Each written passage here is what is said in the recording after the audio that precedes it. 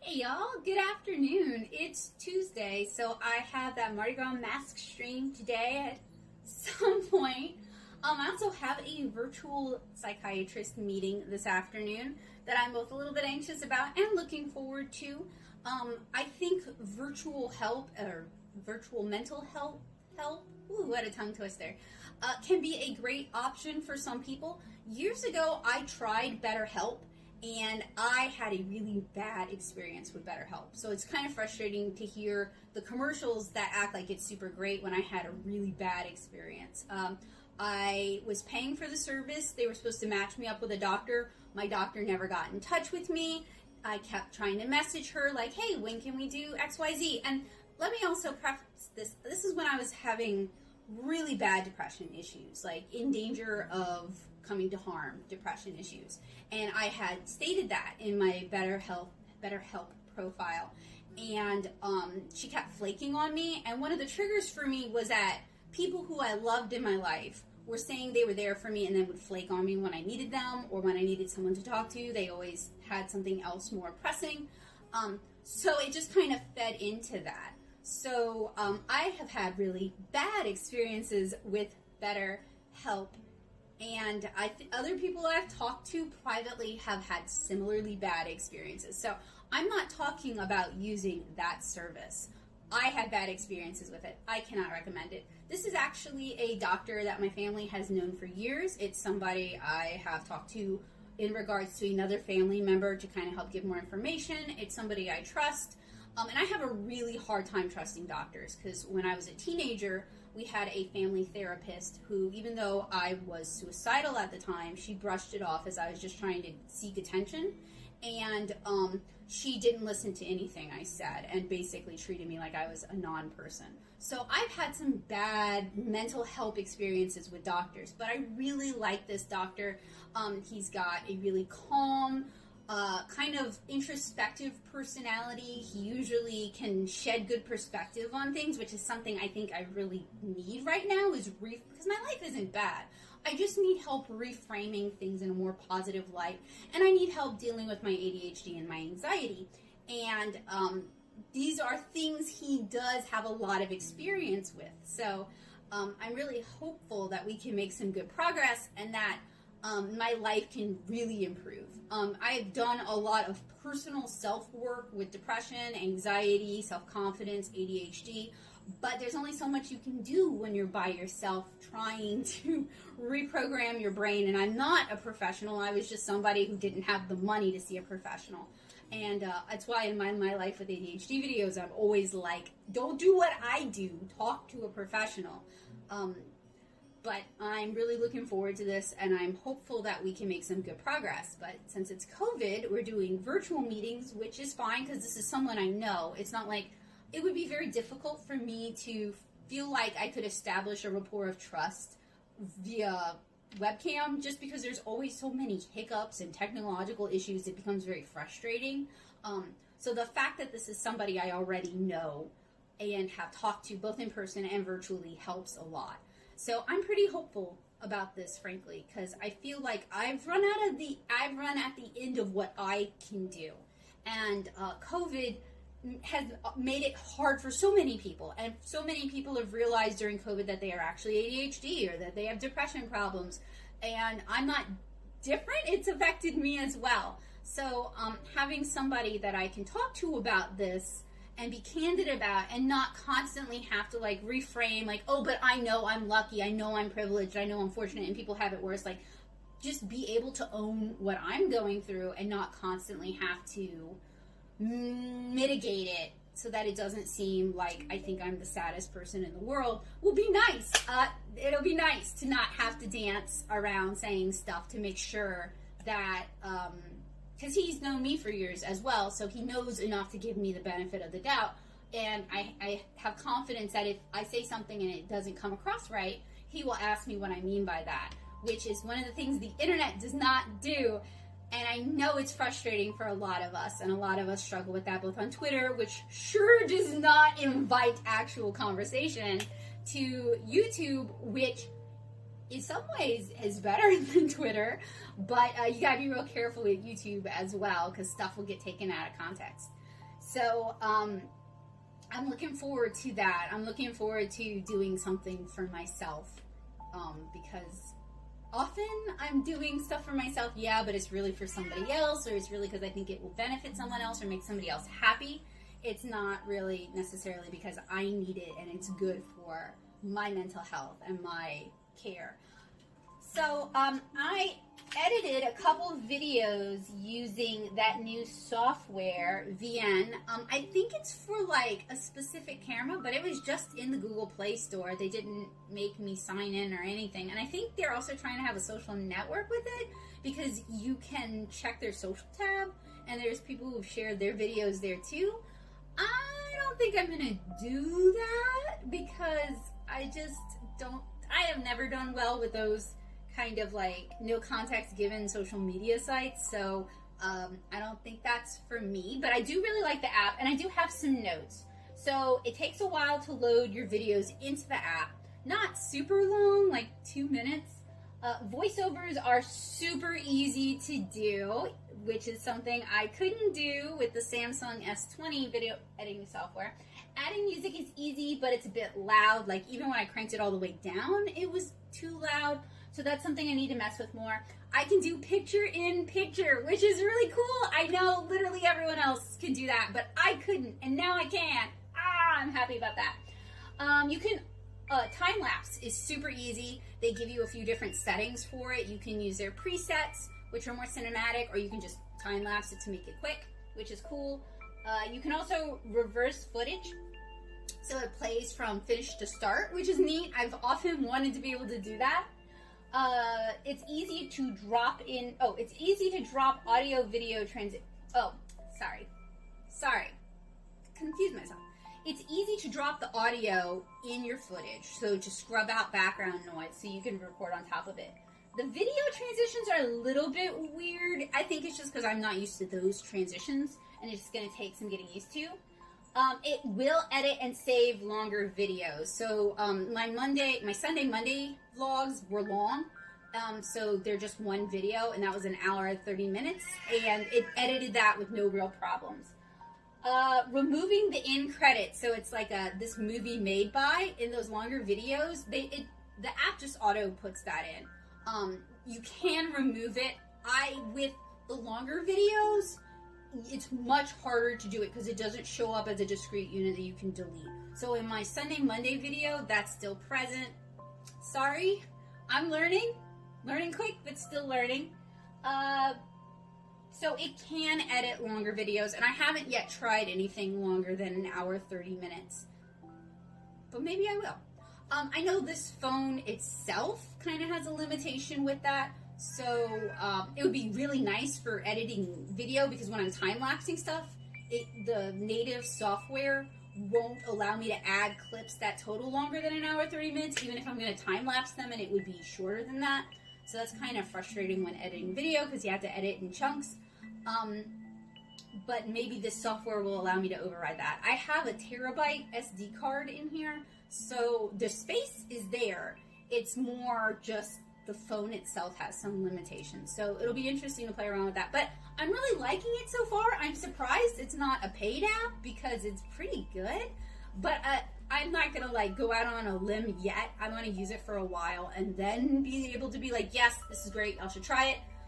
But I just wanted to share my experiences with you, because it has been such a limiting factor for me. It's been such a hiccup for me. It's been such a boundary and an obstacle for me that, I wanted to share my progress on that.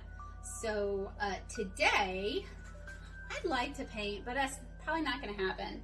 I spent this morning working on that thumbnail I showed you guys yesterday. It's now a tight sketch. Honestly, by the time you guys see this, I'll probably be markering it already. But it's on my Twitter, and I'm going to share it to the community tab. It's pretty cute. Hopefully it'll be even cuter by the time I'm done with it.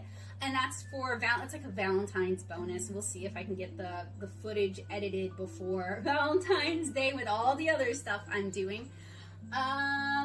what else? I need to draw Naomi and Pancake and ink them for as like little handout Valentines. I need to finish assembling those art drops because Kara's birthday is on Thursday and I want to have those ready to go. And then obviously we have the mask stream, and I have found that when I do the chill streams, I end up not getting anything else done that night unless it's like at 11 o'clock, which is kind of a bummer because there's other things I'd like to do, but I just don't really see. I'm not going to count on that happening. And Bowie wants to go outside so bad. Yes, he do. Outside. O-U-T-S-I-D-E. Outside, outside, outside. He's a good boy, though. Alright, you know what? I guess I'll put his halter on and finish getting ready, because obviously this is not, I might not wear makeup. I'm allergic to makeup, but this might not be a finished look.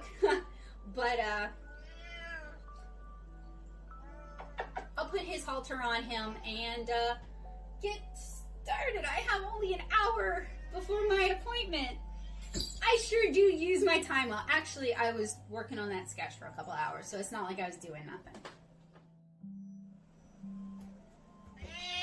Ready to go out?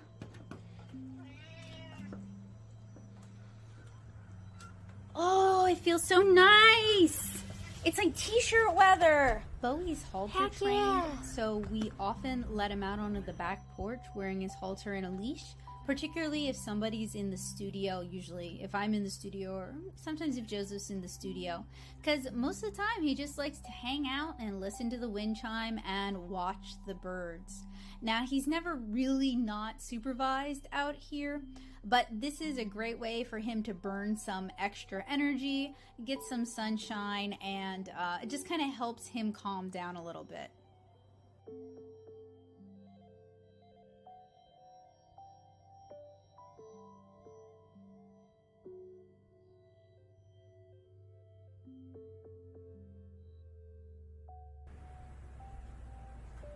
He's looking for it. It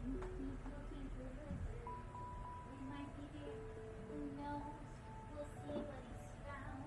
He's sniffing, he's snapping, he's looking for it.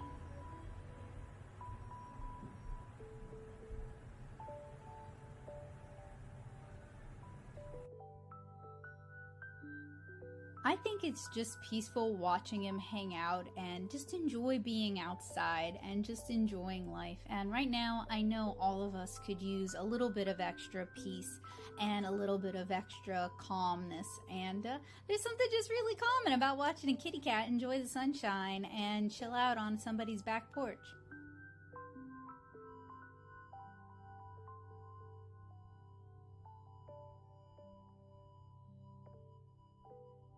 This is just about it for sketching and inking the Valentines. Like I said, I did 2 per day. Breaking it up that way makes it a lot easier to tackle, and that's a trick I use for a lot of different tasks, is I'll try to break it up and do a little bit each day. I know drawing 6 images doesn't necessarily seem like a lot, but if you don't have an entire day to devote to doing something like that, breaking it up like this makes it easier to kind of tack it on to like the 1 million other things you're doing. I was working on this while I was waiting for my virtual doctor's appointment. It's a good way to spend that time. It was something I had to do anyway, and it kind of kept me occupied, so I'm not just sitting around twiddling my thumbs waiting for the appointment. I know myself and a lot of other ADHD people, if we've got something scheduled or planned for the day, it kind of takes over the whole day and we can't really focus on getting work done until that thing is finished. So I like to have smaller tasks on hand that I can do while I'm waiting. That way I'm still getting something done, I'm still being productive, but I'm not just totally letting the day go by. And here's another relaxing shot of Bowie just enjoying life outside.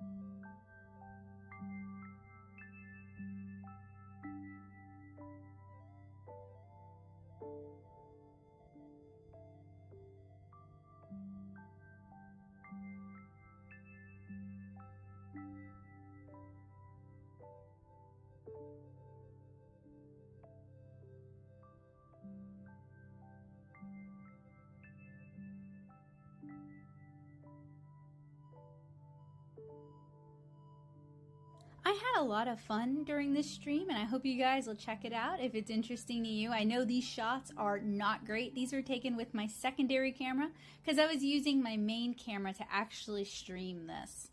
And I'll put a link down in the description below if you'd like to just chill out, hang out with my family, and paint some Mardi Gras masks together while talking about Louisiana. Today was a bit of a long day, so I had that doctor's appointment.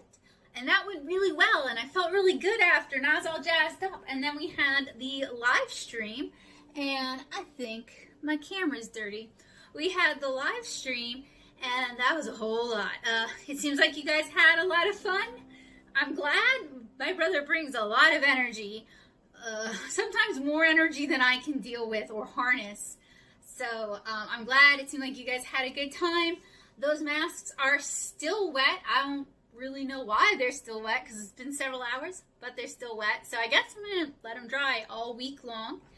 And then we had dinner, and now it is 9:40, and I've still got work to do because I wasn't really able to finish inking before my doctor's appointment. I was hoping I could. But I did finish folding all those mini comics, so many mini comics, to go out into little libraries. So it's just about plugging forward and keeping the nose to the grindstone, at least to the time being. Now, I don't mind telling you guys this because I think it's something a lot of us struggle with, and while it's personal, it's not something I'm embarrassed about.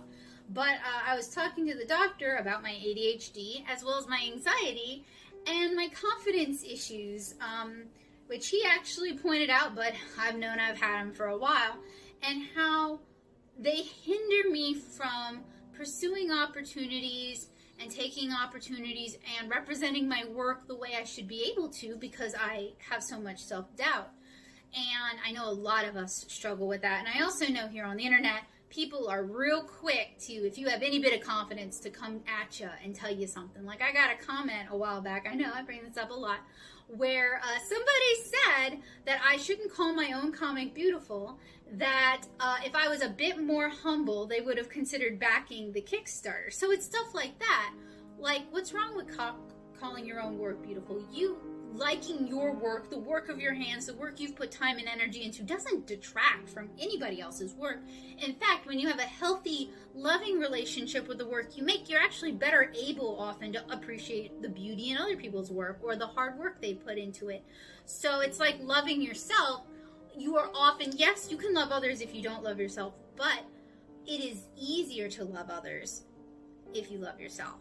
So I see that loving your work is the same way, and it's a work in progress for me. It's something I am working on myself, but it was nice to have somebody else recognize that that's a problem and recognize that that is keeping me from achieving some of the things I would like to achieve, because it makes me feel like we're on the same page, and like this is someone who can help me figure out how to take the steps I need to take to work on that. Because I've been trying to do that by myself for years. I've taken all these like dumb internet workshops, like confidence building workshops, which did nothing to build my confidence, because it isn't as simple as list 5 things you like about yourself. It's like Big Mouth, right?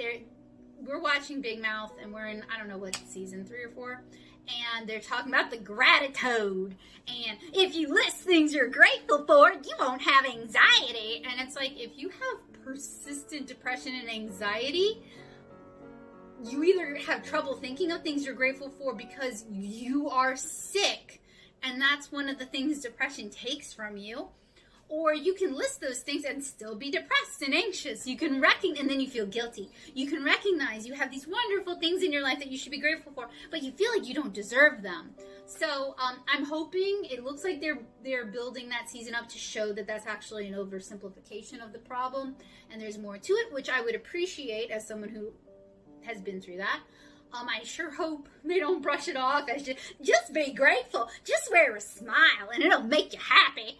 Oh, and then they hire the one guy from 30 Rock who has the stereotypical Southern accent, the real stereotypical Southern accent, which I'm sure is his legit accent, but everybody thinks we talk like that, to voice the gratitude, and I'm just like, oh, it's my least favorite accent. Oh. Anyway, so I'm feeling good about that. I feel like I can make some progress. It's nice to have a doctor who takes my ADHD seriously and is like, yeah, we need to work on addressing that. And it's like, oh yeah, we do, because I'm tired. Like, I've been doing it by myself, unmedicated for years, and I'm just exhausted. I'm at the point where I just don't think I can do it by myself anymore. And I don't mean that in like a depressing way. I mean that in a I need additional help, it's time to get help way. And I'm the kind of person who, it is so hard to start something. But man, once I'm on board 100%, and I give it the best I have to give.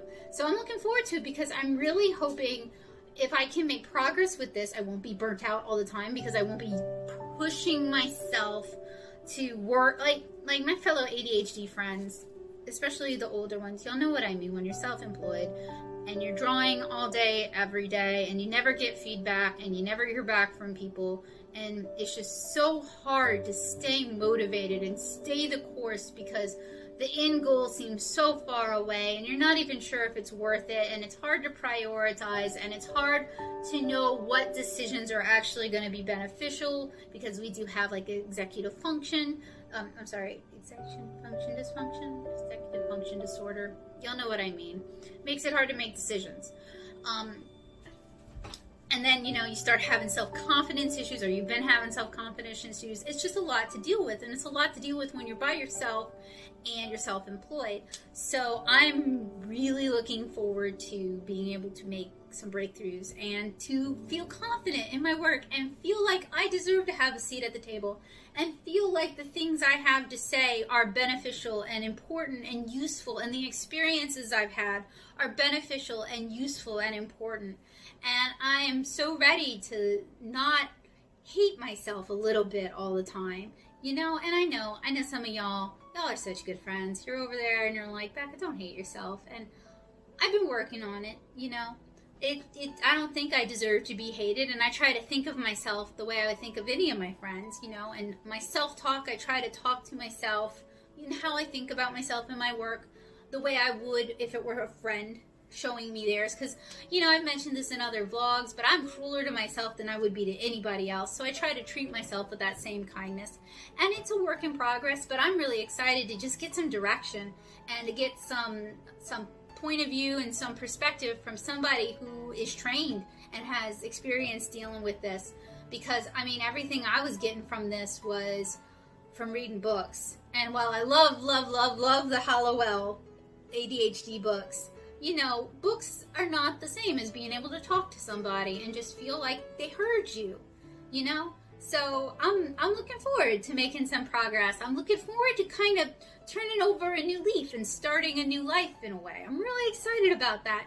And, you know, we definitely discussed medication and the possibility of going back on it.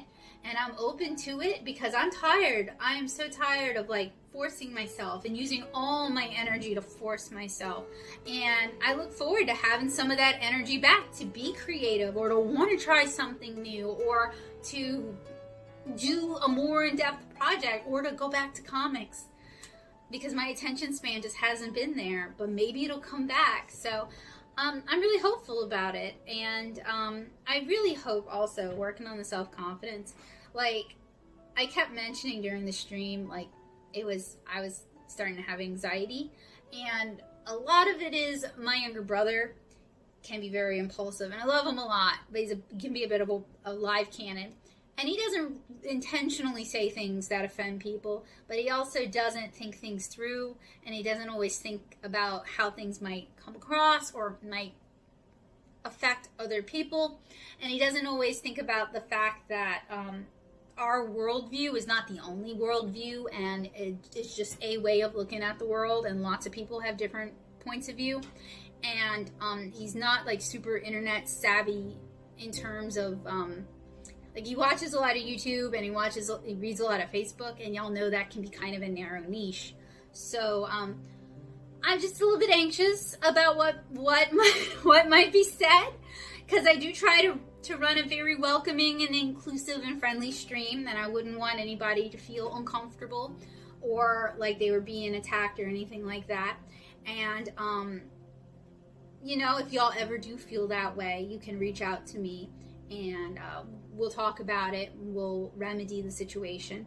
But it just makes me nervous, because I've done a lot of this channel just me, or Joseph sometimes, but mostly just me. And I know what I'm going to say for the most part.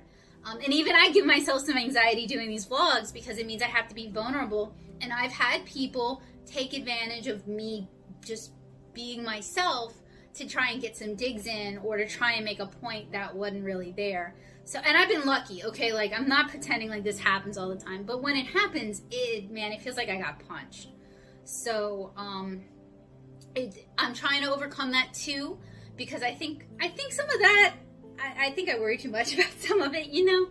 So, because I'm a good person, and I'm trying to be a good person, and I love people, and I love lots of different types of people, and I think as long as I just try to go about doing things with love in my heart, you know, you're gonna make mistakes, but as long as you're open to correction and you do try to work on them, then people should be open to forgiving you if they can't, forgiving you or walking away, you know, not just sitting there and telling you how much they hate you.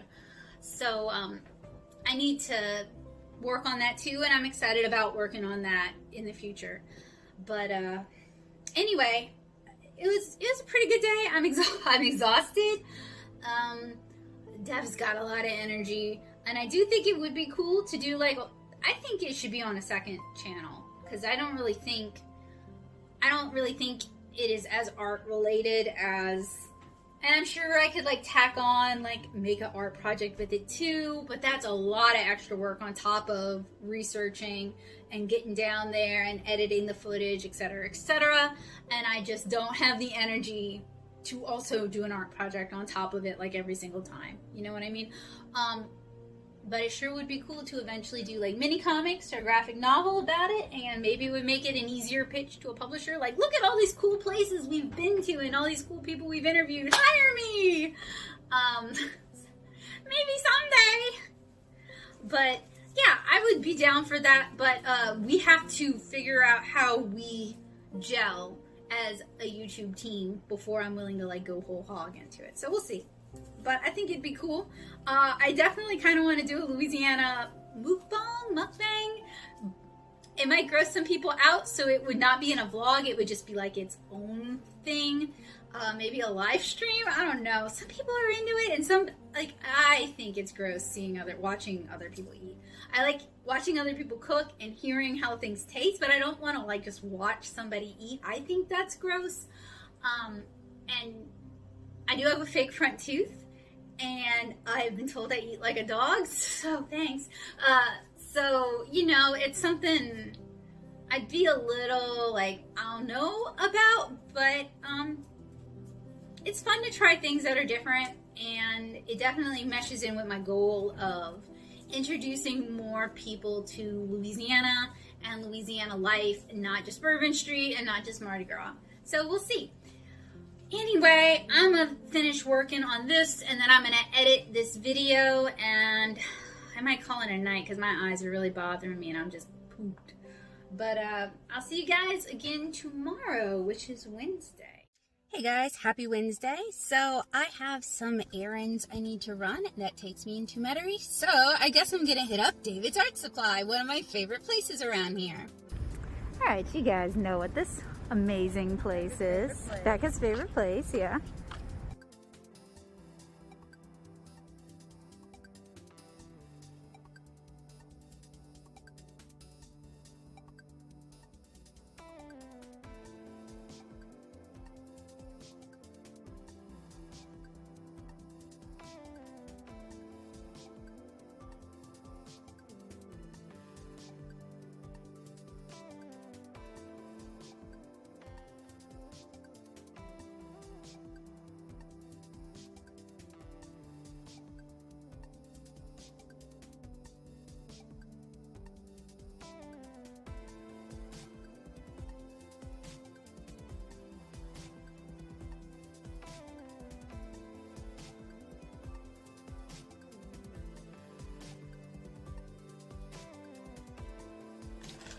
Alright y'all, I'm back from running errands, running the roads. The only one I showed you guys was a little bit of David's Art Center. I have a ton of vlogs where I talk specifically about David, so I'm not going to go into a whole lot of detail here, and I didn't capture a whole lot of footage while I was in there. But I did pick up some stuff. I wanted to show you guys my mini haul. So, first off, I picked up a squeeze bottle. This is for candy making, but I actually bought this for the next time Joseph makes kumquat ketchup. I tried to find this at Dollar Tree, and I tried to find this at Walmart, and I couldn't. But I found it at David's. They had a lot of different ones, but I got the food grade one because it's for candy making rather than one specifically for paint. But I guess you could use it for paint if you wanted. I also picked this setup. Now, I believe Maddie has used these in the paint box and said these are actually pretty good and pretty pigmented. Maddie has a YouTube channel. I'll link it so you guys can check it out. She also reviews watercolors, so I'm sure you'll enjoy it. And she lives in South America, so she has access to different things than I have, and vice versa. So that might make what I have to talk about a little bit more global if I can point you guys in the direction of people who can answer some of those questions a little bit better. I also picked up 1 tube of Sennelier and 3 tubes of PWC. I did the PWC field test a couple weeks ago, and I really, really like these paints. These are a joy to paint with. I need to go ahead and edit and do the narration for that so my art nerds can find out for themselves how much I really like these. You might as well step into the shot. They can see you and just... You said you wanted to open the thing. I will do that. Joseph's got a birthday present. I'm not going to record that. It's not spicy, but you know. But yeah, let me finish doing this and we'll go do that. Okay, you made a big deal about it. I know, I'm sorry. And then you seem busy, so I was like, I'll do this real quick. I wasn't. Okay. I also picked up a very neon bottle of Marabou's alcohol ink. Although, you know, I can't find empty Copic wides. And some of my favorite colors that I use a lot are like Ranger colors that I've put into Copic wides. I wish, there we go. And it's got the little fine point dropper. But I wish it was easier to find empty Copic or empty markers in general. It doesn't have to be Copic, I guess. It could be anybody. And then, finally, picked up a couple oranges, Copic Chows. Picked up some Caran d'Ache Museum Aquarelle and some colors that why don't more companies make like good purples? And I also picked up a silver black velvet flat. I have a smaller silver black velvet flat and I really like it, so I wanted to get a larger one because that's how I build up my art collection, is just piece by piece, open stuff when I can. So, as always, going to David's was a joy. They always have such an interesting selection. They also carry things, like I've seen this on Amazon and I've seen this on AliExpress, but I've never seen it in person. And I'm sure I could have gotten a better deal on it on Amazon, but part of the point of supporting a local art supply store is because you appreciate what they bring to the community and what they have to offer. So sometimes you are willing to pay a little bit more because you just love the store and the people who work there so much. And that's how I feel about David's. We don't have a sponsorship, we don't have an affiliation, but that store has been around in some form. I first found out about it as a teenager. Always loved going there. The people who own the shop are really nice. It's a husband and wife team, and their employees are really nice, and it's not like they cycle through employees really fast, so I think the employees like working there. They always have a lot of different things. They try to get in interesting things, and I just really appreciate that they are there and that I can go to David's and buy stuff I can't get at Michael's, and stuff that I sometimes don't see on Blick. So sometimes you just want to pay a little bit more because you just really like the store. So if I can point you guys in their direction and you live in the area and you've never been to David's, you really do need to go to David's. I think you'll really enjoy it. All right, I gotta go open a present with Joseph, so I'll see you guys. Okay, so since I'm finally home, I can probably get some work done. One of the things I wanted to do was I wanted to go ahead and ink up this fountain pen from AliExpress. I cleaned it a while back. You guys can see there is some, actually I'm dual camming this, as you guys can see, so I'm just going to show you guys, and this will be picture in picture. You guys can see, if it will focus, you can see some condensation still in. It's been drying for 2 days without the cap on, and also like propped up to try and wick away some of that moisture. So this seems like it's a piston-filled pen. So basically it seems like pull it up and fill and then depress it while it's still in the bottle of ink, and that's going to allow it to fill and not like have the thing out. But it seems pretty sturdily made. I paid like $3 for it. So I'm going to fill it with Bleu Provence by J. Urban. It's been a while since I've gotten to play with fountain pens. They're mostly packed up. So let's try to ink this. All right, so depressed, inserted. It is not.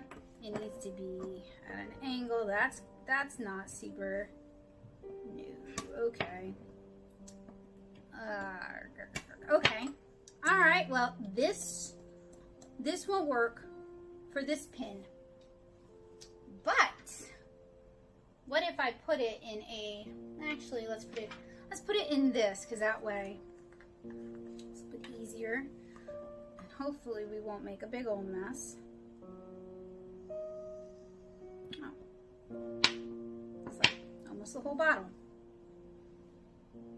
Oh, okay, that's gonna.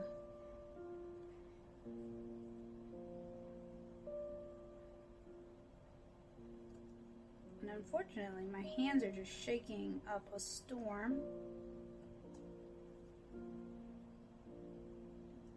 And then it feels like that, like a vacuum fill.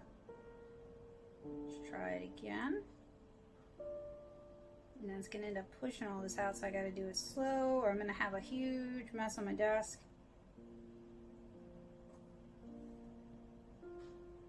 A little better? I don't know. I think I might be doing this wrong. And I know I've got several fountain pen enthusiasts who watch some of my videos, so y'all will surely tell me. But I think this is probably good enough for right now, so we've got a fill on that. I'll just wipe the excess off for right now and go ahead and re-pour this, and then toss this into the sink to clean it out. And I guess I'll give that a few minutes. All right, so that's what it looks like. So of course we have to try writing with it, and not really being a fancy fountain pen person any longer. All my fountain pen stuff is still packed up, so we'll just test it on a plain old Notice-Soup Post-it note.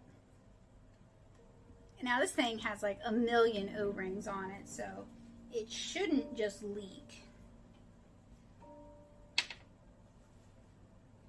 Alright, not bad. Reminds me of a TWSBI. I have a TWSBI Eco packed up somewhere, and oh, sorry about that, y'all. It's not the same kind of fill mechanism, but it's, you know, still an interesting vacuum.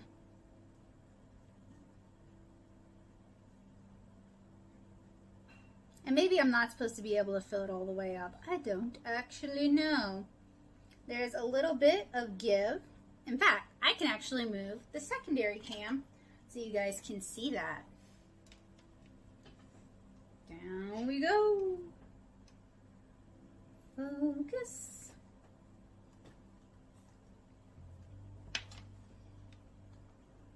So you can see it actually has a little bit of give, which is nice. Of course, if you push it too much, you'll get all this beading and bubbling, but it doesn't drip. Not bad. Decent to write with, fairly well balanced, not too large in my hand. This could be a wiener. Actually, I don't know why I'm trying to cap it up there. I'll cap it down here. Of course, y'all know with fountain. Okay, guys, so I actually have some packages that I've been kind of saving up. They're all paints. They're all watercolor related. And, you know, it's time to go ahead, unbox them, and use them. So I think I want to do standalone videos for each, but this is just kind of housekeeping slash vlog stuff. So I figure I can go ahead and, you know, open these on camera. We can talk about the packaging. It seems like when I'm buying handmade watercolors, kind of doesn't matter who I'm buying them from. They use very similar packaging. It's all the super plastic packaging. Something that we talked about a lot when we were shipping the Krewe books is I want to start moving towards eco packaging, where the mailers, the protective mailers, instead of bubble wrap on the inside, have like recycled fabric and recycled paper. So that's something, because a lot of these handmade watercolor companies have this kind of nature vibe. That's something I'd like to see more of them move to. So I don't remember who made, this is Colleen Hinman, which I think I ordered some neon watercolor dots from a while back. These are from Ruby Mountain Paint Co. and these are actually a brush hoe dupe. So that'll be interesting to compare them. And then this is cool. This is from Black Sheep Art Supply, and what attracted me to Black Sheep is I noticed them on Twitter, and they were talking about how they're the only black family-owned art supply company, and I thought it'd be really cool to show them on the channel, and if the watercolors are great, drive some business their way, introduce some people to them, because I think that's just really cool, and I would like to see more diversity in art supplies too, because a lot of the handmade watercolors, like, to be real, with the exception of, I believe, beam paints.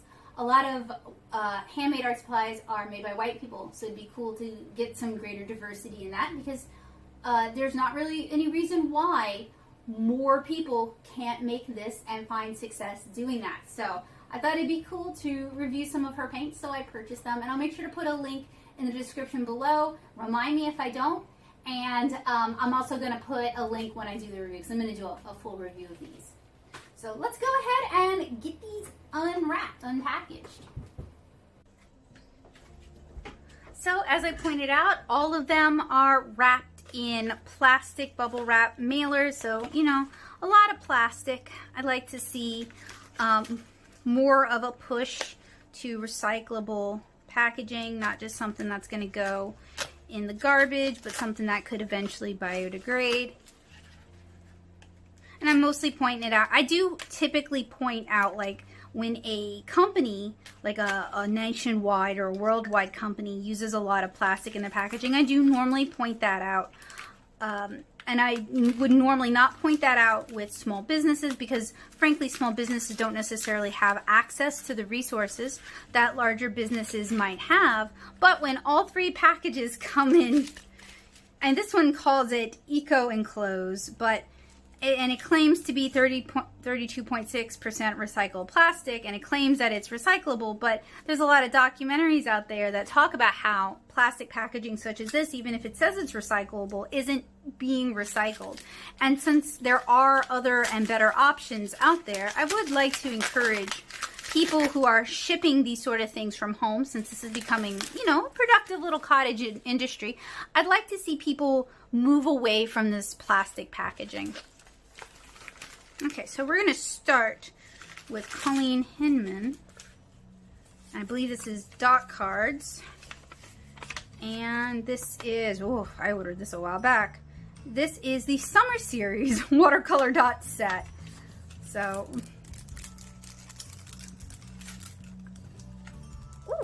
ooh, okay, that's cute. Little freebie in there. I do like the glassine packaging for that, because glassine is like paper and wax, and it's definitely more eco-friendly. So I definitely appreciate the. And this is Lonely Moon Arts. I'm gonna keep all this together because, like I said, I do want to. This is a little bit small, and that's on me. I ordered this, but it's a little bit small to do a video just on this. But I definitely want to do a vlog or something with this in it, so you guys can see. This is from Black Sheep Art Supply, and these are all handmade watercolors. Okay, I like the packaging. Simple, but you don't need to get too fancy. I love that these are recycled newsprint, check plus, and they have magnets on them, and they're labeled check plus, and there's even a little swatch card in here. So you don't have to be super fancy to win my approval. You just need to be thoughtful, and it seems pretty thoughtful. Let me smell these. Oh yes, I smell, it's not clove oil, but it is a scented oil, and that's probably included to help preserve these and keep these from spoiling. So that's cool. I'm definitely going to do a standalone review of these. Definitely want to encourage Black Sheep in their endeavors. And then these are samples of Ruby Mountain makes a brusho alike, and these are pigment salt sprinkles. And what I wanted, I ordered the two that seemed like they had the coolest effects.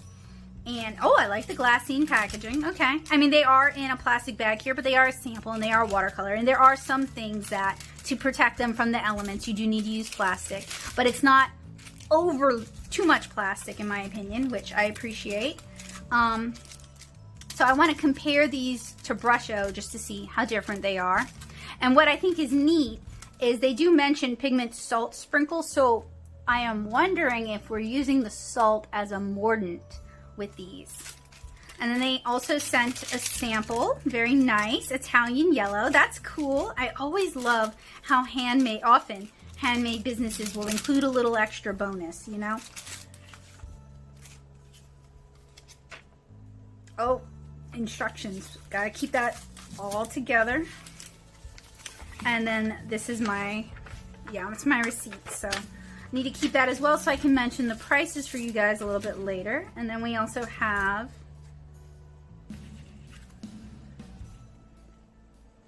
some information, some packaging information. So I'll keep all this together for the later review.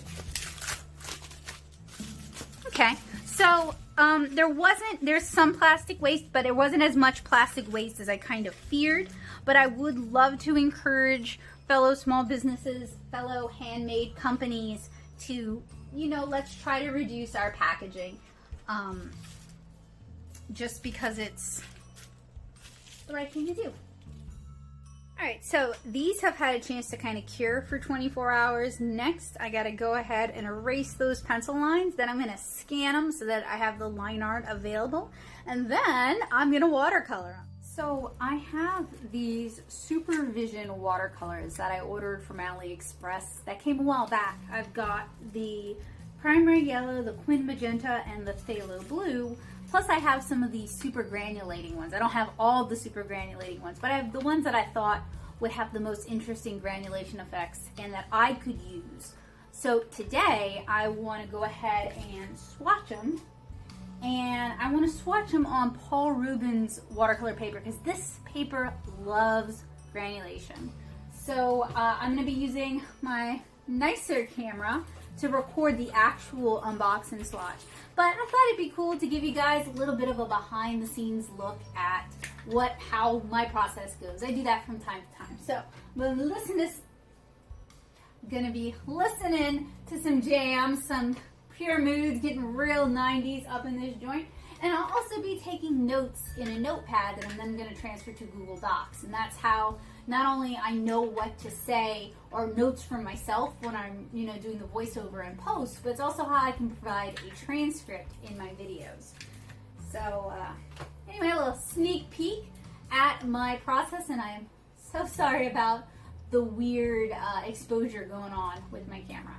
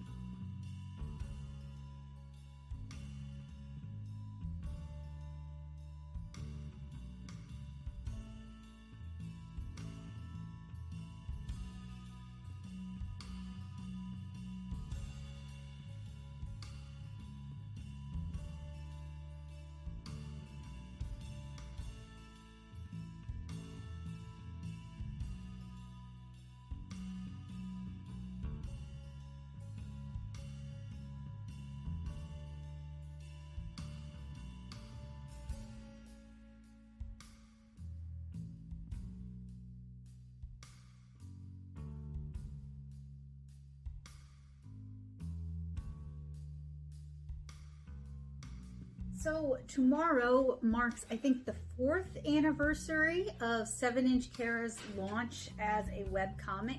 Every year I try to do something to celebrate, whether we hold like a party stream and we get a cake and I do requests or something like that, or I give away copies of the book, or I create a special piece to commemorate it. I always try to do something to celebrate it because I don't know, I feel like if you don't celebrate your own victories, you can't expect anybody else to.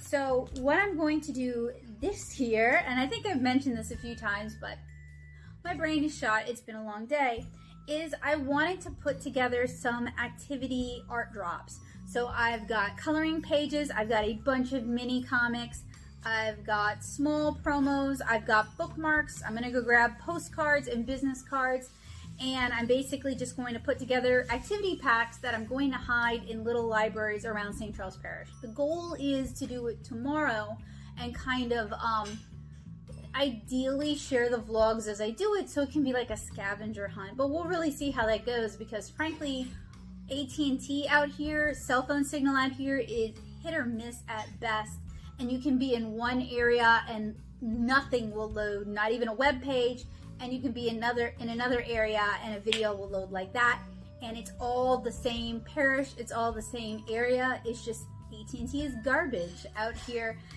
So I've been looking into switching to Verizon, and I just haven't done it yet. But that's my goal for tomorrow. And also, we're gonna go pick up the bookcake, and I made Joseph promise not to let me see the bookcake until it's time to actually hold the celebration. So whatever reaction I have is gonna be 100% genuine. I hope it's pretty. For as much money as a bookcake costs, I hope it's pretty. But I've noticed living down here that it's hit or miss. You got people who say they can do something and they legitimately can do it, and then you got people who will say they can do something and they've never done it before and it looks awful, and they're not willing to admit that they didn't know what they were doing to begin with. And that could be anywhere, but growing up down here, I've noticed it a lot. So it's real hit or miss. And then some of the ones who can do the thing feel like they can't do it. You know, like some of the artists around here will go up and down about how they're not a good artist at all. And then you look at their art and it's really good and it's really cute, and you're like, why don't you like your own art? And then you get some people who swear up and down that they're the best thing ever, and you look at their stuff and it's just like, okay. So imposter syndrome, I guess, is real down here. So I'm hoping it turns out really nice. But I'm trying not to get my hopes too far up, because, like I said, you got some who can, and you got some who can't, and sometimes people can't admit what they can't do. But for tonight, I want to spend some time putting together these art drops so they're all ready to go tomorrow. So it's not something I'm worrying about doing tomorrow. But there's a couple things I need to grab. I need to grab the ATCs, and I need to go grab my postcards. So I've talked about Krewe before, but I know some of you guys aren't really all that familiar. Maybe you're new because you enjoy the vlog, so that's cool. But I started working on 7-inch Krewe in 2010, I think, and it was kind of a lot of things combining at one time was kind of the inspiration. I wanted to tell a story set in Southeast Louisiana. I wanted to make something that was beautiful and reminiscent of children's picture books, because at the time, parents and librarians and teachers were still really struggling with the idea that comics are a form of literature that are just as valid as any other form of literature. So I was going to Trojan horse my comic in there by making a comic that looks like a picture book.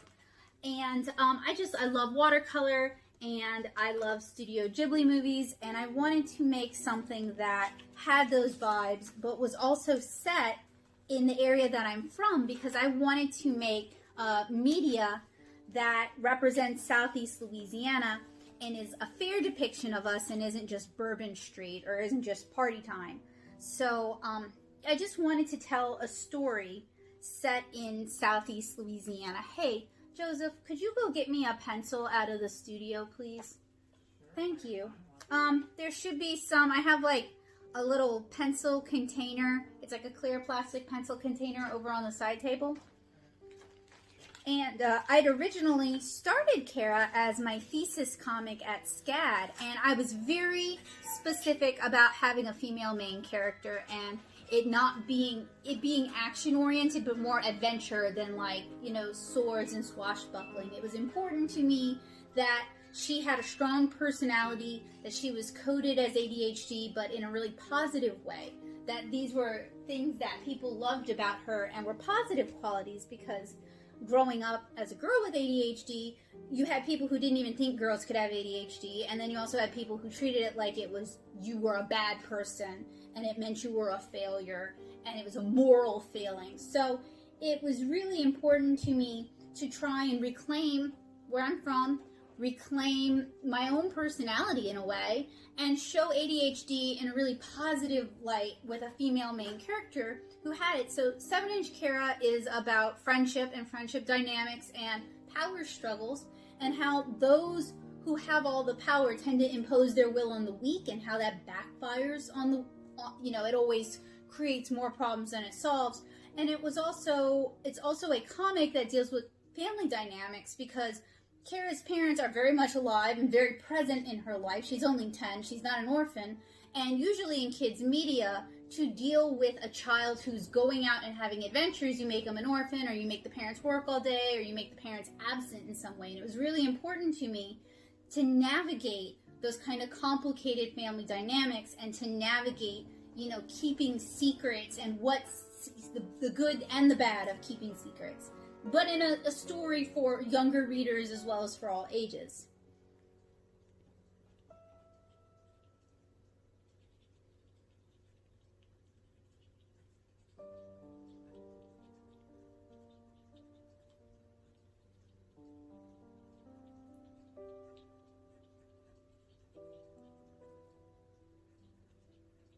Sorry, I can't write and talk, especially a long day where I'm tired. The ADHD is just too strong. Can't do both.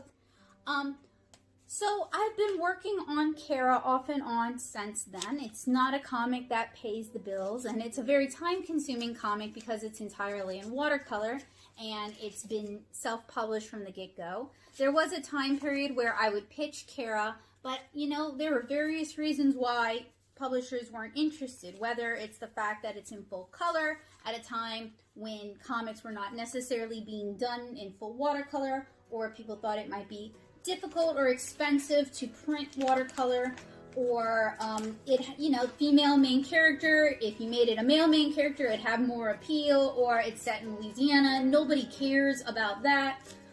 There's just always reasons why it wasn't a good fit for publishers. So I published it myself. And then in 2016, I believe, myself and some friends started a comic collective, Ink Drop Cafe. And in order to participate as a full member, I had to have a webcomic. My blog was not enough, and me co-founding it was not enough to make me a full member. So I launched Krewe as a webcomic. And I had always kind of intended on launching Krewe as a webcomic, but it was kind of earlier than I'd really planned to, because I wanted to wait till Krewe was finished, and then I was going to share the whole thing. But, you know, I figured it was as good a time as any, and I was really excited about the collective. And we ran as a collective for a few years, but myself and the other admins got burnt out. Administrating any kind of group where you're not getting compensated in any way is a lot of work and very draining.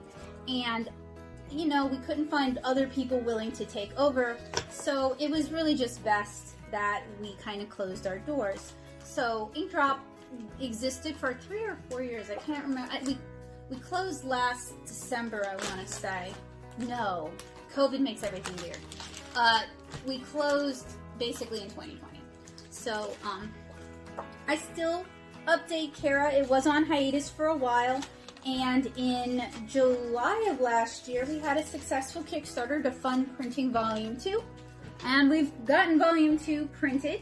So, you know, we've been making progress, but it's a joint. I mean, I do all the drawing, but it's a joint effort.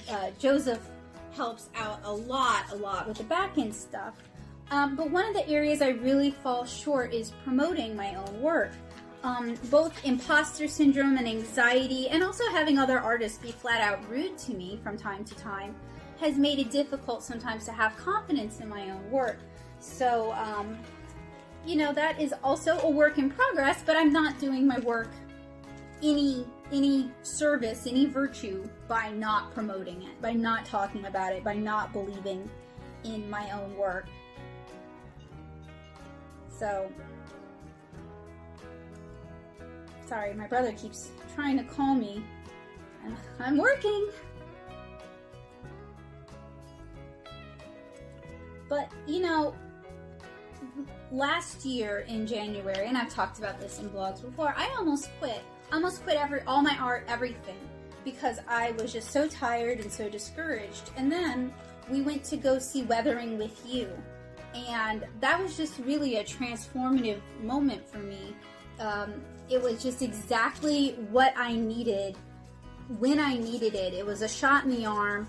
His name is Makoto Shinkai, I believe, the director. And he even talked about how in Japan, for most of his movies, no one believed in what he was doing. Everyone was like, why bother? There's already Studio Ghibli. We don't need another.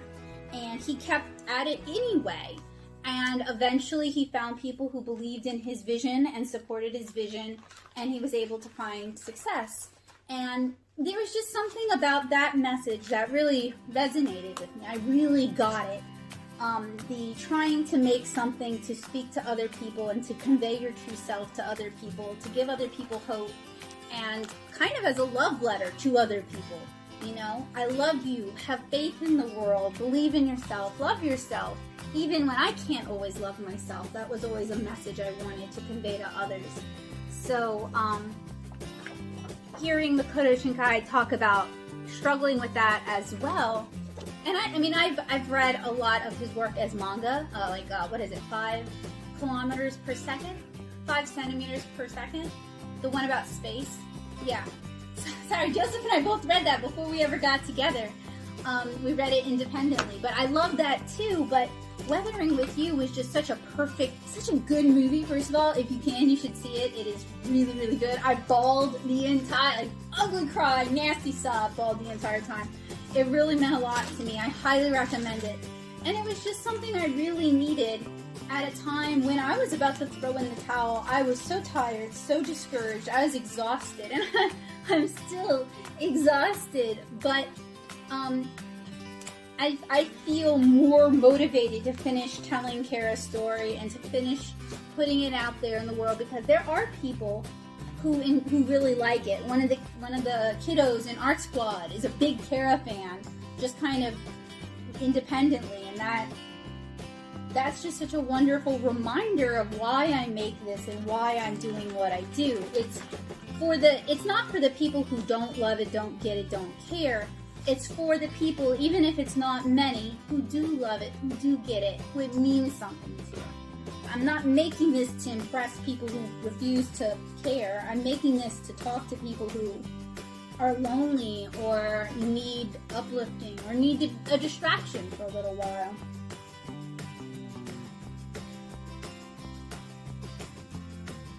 And,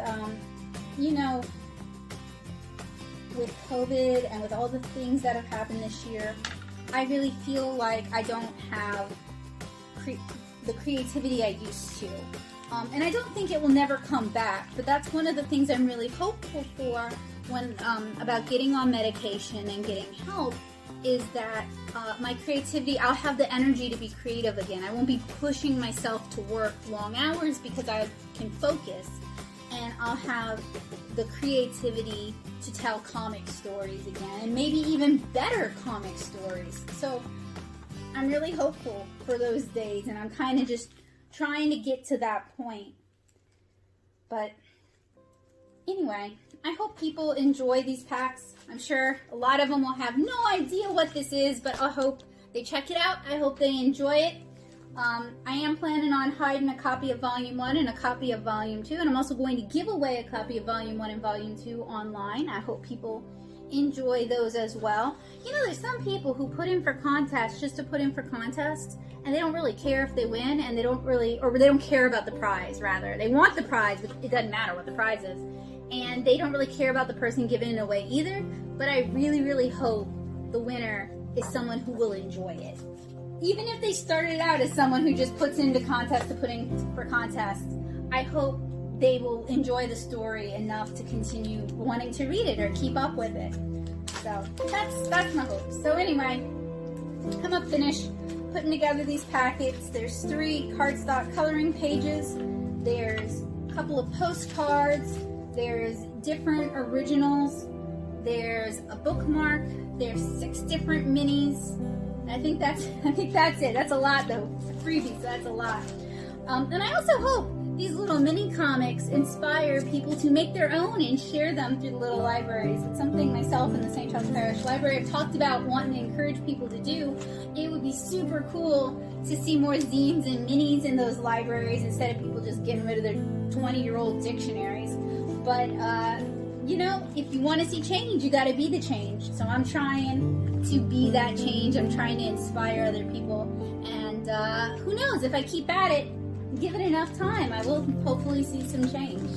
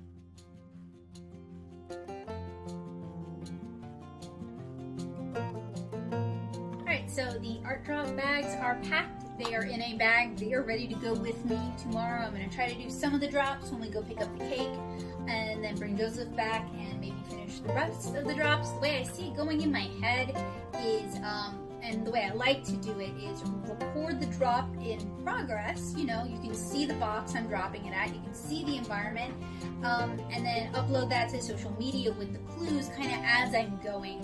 So unlike when I normally do the drops, I space them out a few days just so I don't overwhelm social media, even if I did like 4 drops in one day.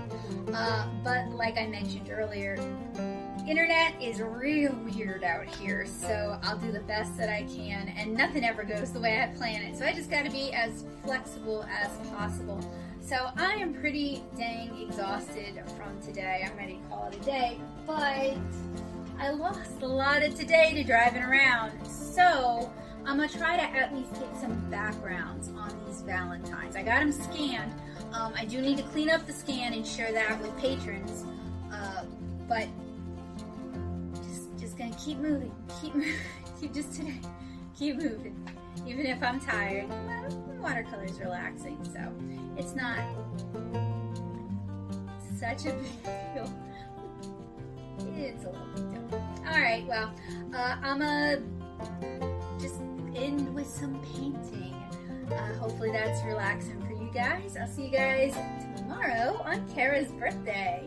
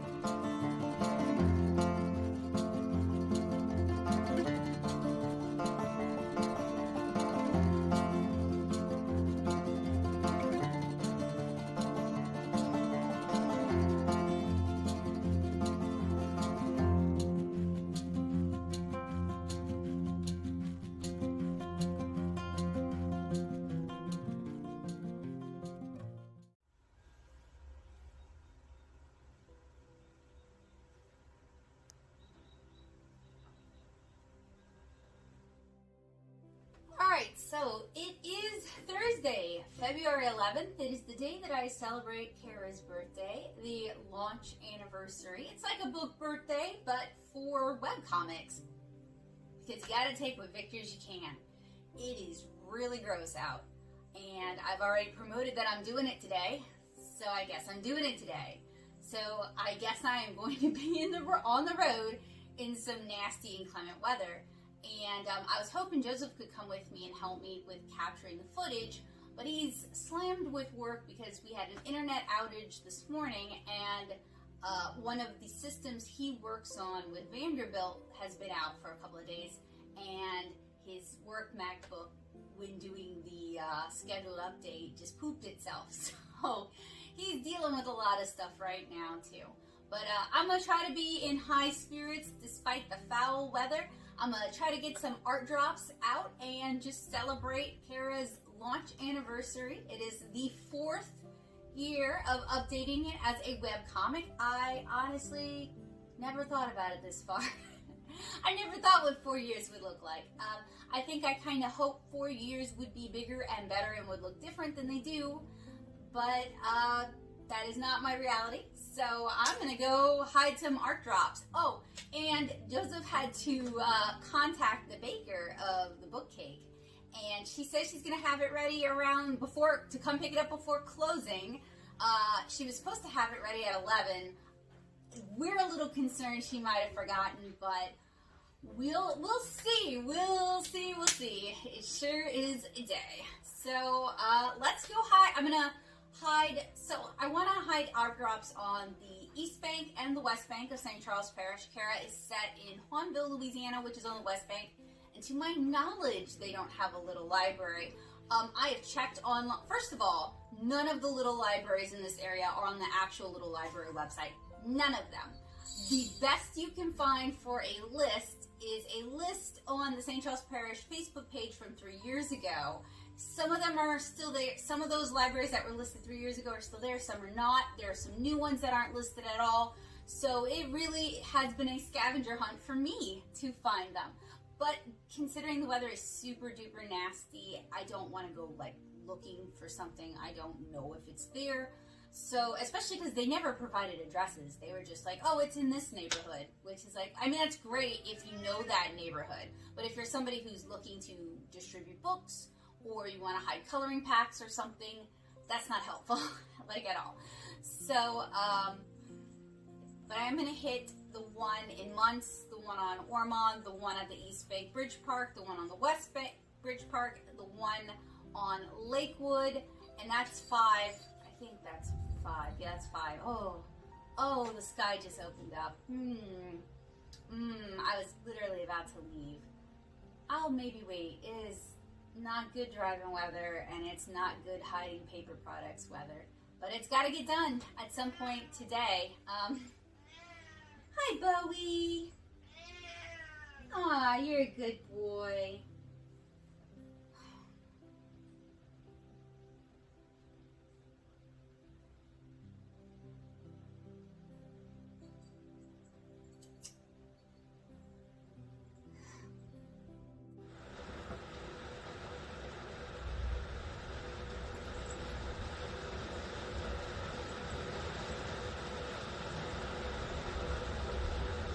Maybe it'll rain itself out.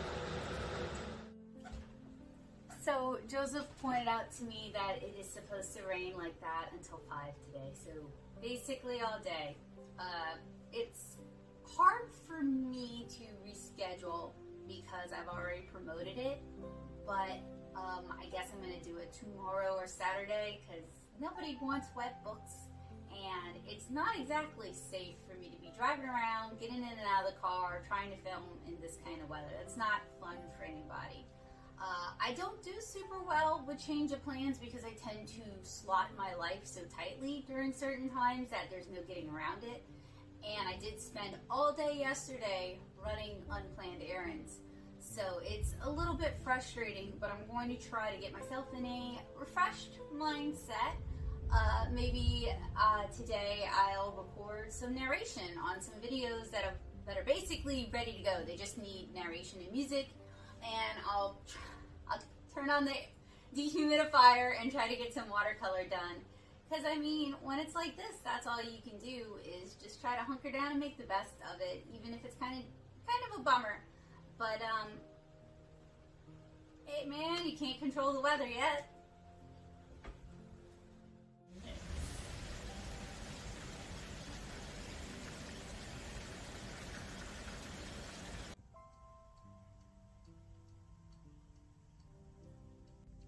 Bowie is just totally unbothered by the cares of the world. Sleepy.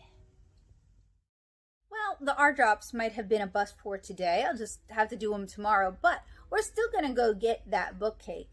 In fact, we're about to head out right. So we're in Kenner, and Joseph's gonna pick it up from Angela's Bakery and Catering. Why don't you go on ahead, because she's probably trying to close up shop, even though the thing still says open. And there's also a tea room, which looks interesting. There's a kids gaming center behind that truck. There's also the Hobnobber Cafe, a comic shop that looks mostly like Cape Comics, and then Slick and Shorties. That's definitely that they named that after my brother and I. Snowballs and ice cream. So I'm gonna park the car properly and join Joseph picking up the cake.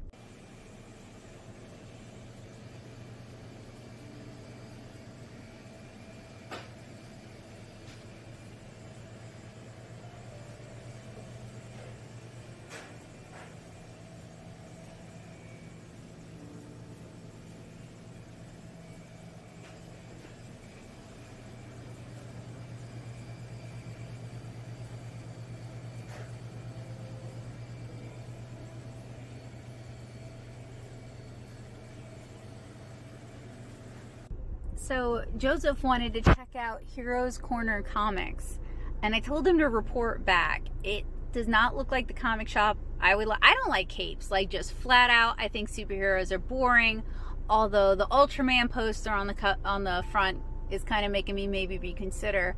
But there's another comic shop, Crescent City Comics, that from the outside kind of looks like it would just be capes, but they actually sell like zines and indie stuff and local stuff. So I could be wrong, but I'll tell you this: if you're a comic shop and you want a wider clientele, plastering your front with mostly superhero stuff from like 5 years ago isn't going to help you broaden out the clientele. Like if you could put up some manga posters, or if you could put up some video game stuff, or if you've got any posters from like Boom, or if you can get local artists to do a mural or something, that's going to tell people like me that you sell more than just superhero comics. Because I know y'all, I'm a comics nerd. I know there are shops that sell more than just capes, but a lot of shops sell mostly just capes. It was okay. Everything in there was a little sloppy, but nothing looked like completely unpresentable or anything like that. It was mostly superhero. There was a decent amount of actually, there was a lot of back issues. Some of the back issues were on the shelves. Like I saw Glow 1 through 4 there. I assume Glow was like 1.5 years, 2 years old. Do you know how old it is? I have no idea. That sounds about right, though. But time moves weird for me. Like stuff I thought was a year ago was 5. Buying it. I didn't know if you'd want Glow 1 through 4. It 100% depends on the artist. There was no manga in sight. I saw some Boom stuff. I'm sorry, I'm not surprised. There wasn't a whole lot for kids. There was a decent IDW section, or indie section, sure. if you will. What about Dark Horse? I guess that falls in with IDW. Yeah, I believe so. I didn't look at who was doing what too much, but I mean, if you like to dig in comic book shops, it's probably a good place. That then is not a fit for me. I hate digging in comic. I want to see it like out. The only time I ever want to dig is way back with Great Escape, when sometimes they would have like old Viz floppies, like Rumiko Takahashi stuff. That was cool, but that was such a needle in the haystack, and I just don't have the time or patience anymore for it. Yeah. Especially when they charge you full price, even though you dug for it. Not, you know what I mean? Like charge a markup. The guy who was in there seemed friendly enough, but he was also belching while I was in there. Oh, okay. So all right. It was experience. That type of person. Well, okay. Thank you. It's no challengers? No. Yeah.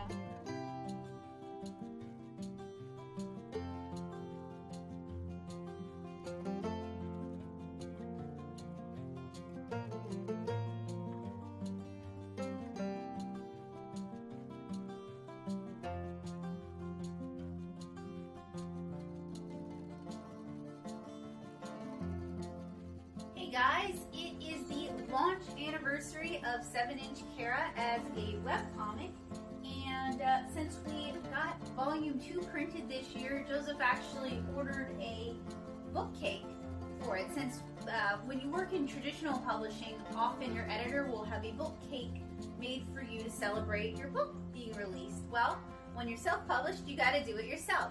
So this is year 2 or 3 of the webcomic? 4, I think. Okay. So you mean we're entering year 4? Yeah. Okay. Yeah. I think so. So it's the 3rd anniversary. No, I think I have had 3 other anniversaries. I was just trying to figure that out earlier today, but I think I've had 3 other anniversaries. Webcomic anniversaries? Yeah. So year 4 is a lot. Because I think that it was 2017. So yeah, it would be about 4 years. Okay. Yeah. So Joseph got us a bookcake from Angelo's. I haven't looked at it. I'm kind of nervous because I've seen some people's bookcakes and they look really, really, really, really good. And I'll be real, I'm sure the cake itself is delicious. We did not pay for really, really, really, really good. I will say that. That's fair. Also in Louisiana, I don't think anybody specializes in beautiful bookcakes. You're talking about like the kind where they take a picture of the book and that's exactly what you see on the top. Well, there's also ones where whoever... You can tell. I saw it. You Whoever can tell. did it had it's some 7-inch artistry. Krewe. Okay. I'm worried it'll look like a cake pail or a cake rack. I laughed at those many times in undergrad, and I might be one today. Let's show people what the source image was. Which one did you go with? Volume 1 or Volume 2? Volume 2. Okay. Alright, so this was the reference. And then, of course, Joseph went in to pick it up. And I held the door open for him. And the owner was like, "Oh, are you the artist? You look just like the girl on the cover." That's me. That's not the 200th time I've heard that. I know, but more like 2,000 times. I draw myself very well. Alright, Thank so you. ready? I'm moving in. Yeah. Or I'm getting your face. What do you want? Get the cake. Get the cake and then your face. Alright, alright, alright. Oh, that looks nice. It looks like that. It looks like I the book. Yeah, it does. appreciate the artistry. That had to have been a challenge to recreate. Yeah, because you got all those colors Yeah. and the It would have been so much easier And the to do leaves. when they print it out and then they like yeah, put it on the cake, but somebody did that by hand. exactly, Challenge. exactly. So Oh, it I came out nice, appreciate- Becca. And they did try to make, because look at the Yeah, sides of it they now. even- yeah, It like looks a like a book. book. Pages. And they also did the binding Uh-huh. in the back. We could open it up like this if you want, because you're not going to be able to put this in the refrigerator like that. Can I? Yeah. Yeah, I Open think it that'd be a out good flat. idea. So you get a real good idea. I mean, it looks like a book. And it's on a green board. So is this what you had in mind? No, but that's all right. You were hoping that it would be a printed image? Some of I'm the afraid ones I'm I've not seen, here. they start with a printed And I don't image want- and then Oh. they kind of Add zhuzh it to up it. more. Yeah. Yeah. So what's your favorite part about it? My favorite part about it. Honestly, I like the lettering. Like no joke. Yeah, it The looks logo like looks it pretty looks like accurate. the book. Yeah, it does. Okay. Yeah, I think the face is a little disappointing. Well, That's kind of. but if you hard to look at do. the face on the book, it is from a There's not a whole distance, lot of detail. and the detail is hard to discern. Well, it's So hard to wait, do, Paul, too, you and I especially- can't. Oh, there we go. So it does look like a book. I mean, Yeah, if it you look at it does. over here or over there, it does. You can does see see the the book. pages. So somebody evidently, and they tried to age Oh, it on yeah. the sides. They evidently and made pages. Put a lot of effort into They put a lot of it. effort yeah, into they did a it. good so, job. Oh, with that icing I got was stuck here. awful. Oh, you can come back. Well, and That's you're where I the need to icing be. On the top. let me move this. It's very There thick you go. icing. All right. Well, I'm gonna go get a knife. Oh, that. Let's see what you need. Sorry, The, Kara. What you call it? Well, you don't have one, do you? You have a spatula? No, You have no spatula at all in your drawers or anything like that? I think I got it. Let me get the spatula. Oh, it's just pure sugar up there. yeah. It like soaked like a That was like 1 a inch pillow. Kara now. Well, it's 1 inch of frosting and one, oh gee, what is up on the bottom? It's just sticking. Yeah, that really is not, the icing is really not thick. No, it's not that thick. It's mostly just thick where her head I is. thought it was going to be a lot Like a thicker. glop of it, yeah, huh? Yeah. It's not. They cut the cake to fit yeah. the shape. I think that was... Well, congratulations. Thank you. Thank you. It's a lot of work left to come. And if you guys enjoy 7-inch Kara, it would really be a huge help and would really mean a lot to me if you took the time to review it over on Amazon and Goodreads, because that would let other people know that it's a comic worth reading. The links will be below. That's right. All right, bye guys.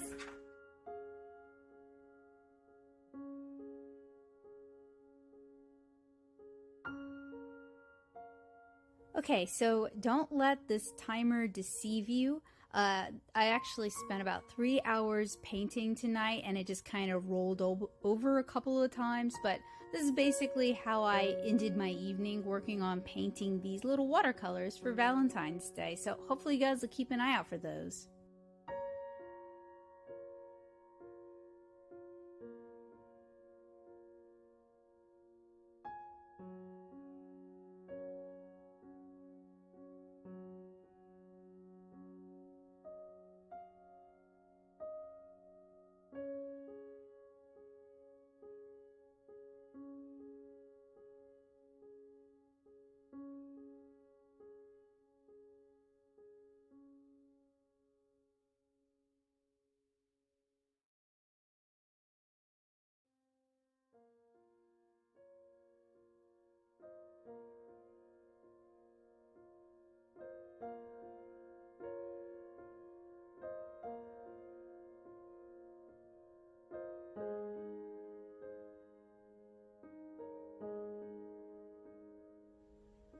Today has been a long day. Not necessarily eventful in a good way. There was a lot that I'd wanted to get done that just wasn't feasible given the weather conditions. I did do a lot of watercolor, and we did eat a very, very, very sugary bookcake to celebrate the 4th anniversary of my comics launch as a webcomic. I was kind of talking about this over on Twitter, and I kind of just want to touch on it here because it's not something I talk about all that often, and I think that's because for me there's some shame attached to it. Launching Krewe as a webcomic has had its ups and it's had its downs, and I can honestly say that for me it's had more downs than ups. And this is going to vary from artist to artist. It's going to depend on what you want and what you need from your webcomic. But for me, it would have been nice to have been more popular. It would have been nice for it to have led to paying work. It would have been nice for it to lead to stability. But I think over the years, the thing that Krewe as a webcomic brought and then I lost was community and feeling like I belonged in the comics world, even in a small way. And a lot of that ties into Ink Drop Cafe, and it wasn't always perfect. In fact, it often wasn't. It was a lot of work, and it was a lot of thankless work. And it wasn't just me bearing that burden either. There were 2 other people who had to bear that burden. And but when it dissolved, I think that kind of was a death knell for my place in the comics community. And that's the thing that I've been chasing all these years, and I think it's the thing that I valued the most, was feeling like I had a place, that I made something that it might not be for everyone, but it was valued, and that I had a right to have a seat at the table. And I know some of that is like my own insecurity issues and my own anxiety, and that's something I have to work on personally, but also Twitter changing and social media changing and algorithms changing. I think it just serves to disconnect us more and more from the groups that we used to be able to connect with. And people have left social media for various reasons. I respect those reasons. Your mental health is important. And people have left comics as a whole for their own reasons, and I respect those reasons. It can be a hard and thankless grind, especially if you like the medium, but it's not a vocation for you, which is fine. It's a job. It doesn't have to be, or a hobby. It doesn't have to be a vocation. People are welcome to come and go as they please and as they see fit. But as somebody who has, because I have been part of the online comics community for way longer than I've had a webcomic. I mean, I've been reading webcomics since I was like 13, and I'm 34 now. So, and there were webcomics before I started reading webcomics. I'm not going to pretend like, Keen Spot and Keen Space were like the genesis of webcomics. They existed way before that with BBSs and stuff. And I have hope. I think webcomics or digital comics or digital distribution of comics is going to last for as long as the internet is around in some form. Because those things have been around since the inception of the internet. So why wouldn't they continue to exist? And I think independently published creator-owned comics that are self-distributed are going to continue to exist, because zines and minis have been around since comics were a thing, and probably before that, if you want to count people scribbling sequential somethings on any scrap of whatever they can find. Comics have been around for a long time. So I'm not pretending like I have any grand statement to make about anything. I'm not really a fan of people who pretend like they can, because you can't tell the future. And the only thing I predict is that comics will continue to be around for a while. And my love of comics is going to continue in some form, independently of whether I share my comics online as webcomics or if I only share them as print comics. But sharing Krewe as a webcomic changed my relationship with my own work and with my comic for the worse.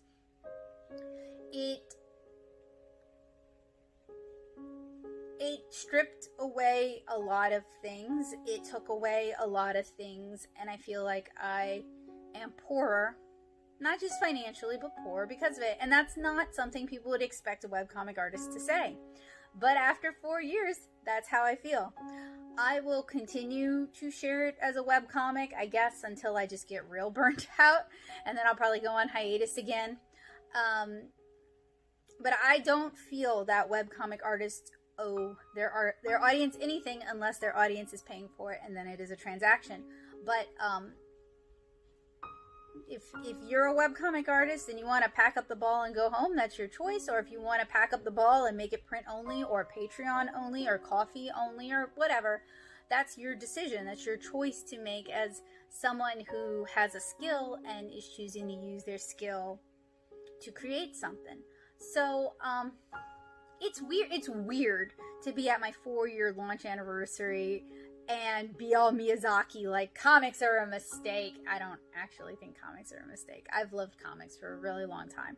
I just think sharing my comic as a web comic changed my relationship with my work for the worse. And I don't like that. And that's okay. Like, it is good to be self-reflective. It's good to look at what you've done and try to make decisions for the future. And it's good and healthy to look at something and say, you know, everybody said that was a good decision at the time. Everybody said it was a good idea at the time. There was a lot of pressure for me to do it, and I thought it was a good idea at the time. And it turned out not to be a good idea. That's okay too. So maybe for my 5th launch anniversary, if we get there, I will have a very different feeling about it. But this is the same feeling I had on the 2nd and the 3rd. So I don't see the 5th being so much better. Now, I am considering Krewe as a print comic kind of as a separate entity from the web comic. I have very different feelings about Krewe as a print comic. So, I think that's good. I think that's healthy because Krewe was designed to be a print comic first. It was designed for print. So, you know, it's good that I like the format that it's actually designed for. And it being shared as a webcomic is kind of a weird ancillary thing that I honestly could probably pull the plug on at any point. And I don't know that it would change much. Because I would still continue working on it as a print comic, and I guess I could still continue, I could share it on my Patreon for people who really do enjoy reading it as a weekly comic. But it doesn't actually have to be a webcomic for it to fill the purpose that it fills. So that's definitely something for me to think about in the future. What a weird, normally when people are celebrating an anniversary of something, it's, look how far we've come. Look how amazing we are. Oh, wow. Do you remember when we were tiny? And I'm the one over here like, that might have been a mistake. So, it's been a long day. I have had a headache for most of the day. And what I did not have a headache, I was either going to fetch a cake or eating way too much sugar or watercoloring. So I think I'm going to go take a bath and relax for the evening and just hopefully come hit tomorrow refreshed and ready, because hopefully I can hide some art drops, not eye drops. I can hide some art drops and we can have a scavenger hunt. So I guess, hey y'all, it's Friday. I'm gonna be blunt with y'all. It's already midday. I'm just not feeling it. I had a headache all day yesterday, or almost all day yesterday, like post-lunch all day yesterday. It just got real bad last night. And while I don't think I have a headache anymore, I'm just beat. I'm tired. I've got this Valentines project that I've been working on that I need to finish up. And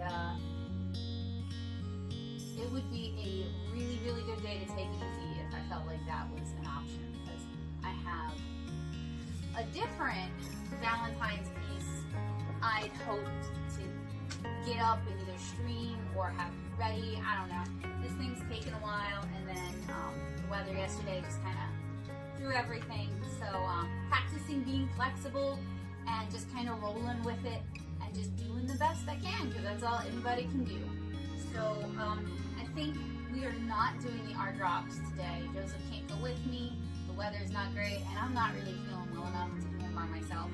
So I'm crossing my fingers that tomorrow the weather will be better. It's kind of a shame, but that's just how it is. You know, for years of my life, I like gave every ounce I had to give, and I could have poured them into the toilet for all it did. So now I'm just trying to figure out what the appropriate amount is, and that way I have some reserves left for myself.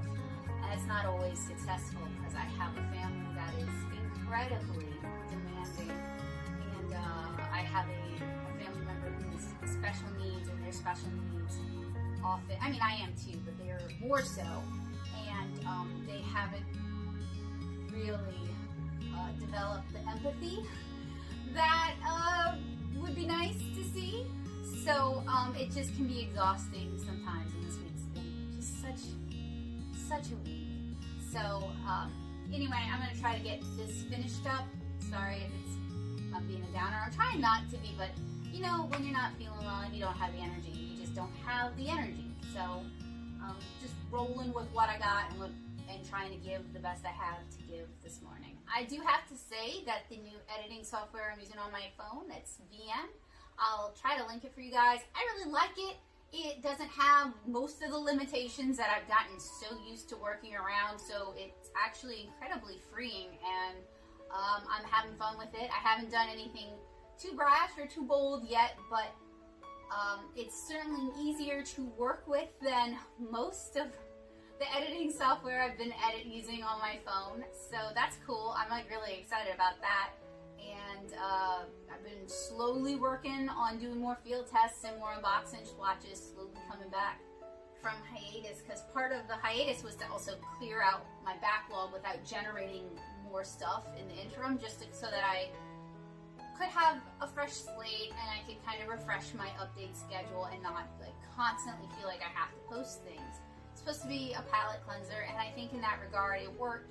So if you're an art nerd, you've seen some of it, some of the paper reviews that I've been doing, and I hope to get the PWC one out to them maybe today. And then I need to do voice work for the Maries and the Rembrandt, and I need to lay out the Paul Rubens. But I'm working on it. I'm rolling, and yeah. Anyway, let's get to painting, huh? Time-wise, I crunched this down pretty substantially. I think it took about 300 minutes to paint, so the timer went around 3 times before I finished this thing up. But I've got it scanned, I'm working on color correcting it, and I hope to have it ready to share by Sunday, which is Valentine's Day.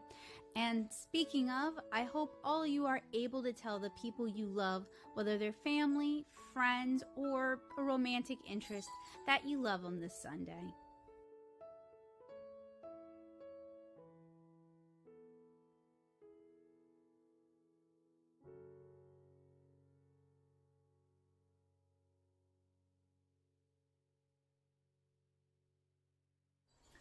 Okay, so I'm about to start my Inku Crate stream. This was ordered in December. I believe I ordered it with a coupon. Didn't hear anything from them all January. Then they were like, we're about to ship our February boxes. So I filed a support ticket, and it finally came in. But this is the January one, and I guess I'm getting a February one too because they charged me for it. So I guess we'll see that in March or April. So I used to do the Zim Pop unboxings as a stream because I just thought it was fun to do it like that. I really, really like stationery, washi tape, different papers, mechanical pencils, different pens. I've always loved stationery. Supposedly this is $25 with $10 shipping, and it ships from Osaka. That doesn't sound that bad. Do you remember what I paid for Zim Pop? Just doesn't remember. I don't remember what I paid for Zim Pop either. It'd be cool to do a side-by-side comparison, but frankly, with sometimes with subscription boxes, you'll get really great months, and then you'll get really lean months, and it also depends on if you like the theme, because there's some boxes where they'll do like sumo, and if you like sumo like we do, then you'll love that theme. But if you don't care about sumo. It's like, why did I don't want sumo stuff. So these boxes are definitely like your mileage may vary sort of situation. But I'm looking forward to seeing what's in it.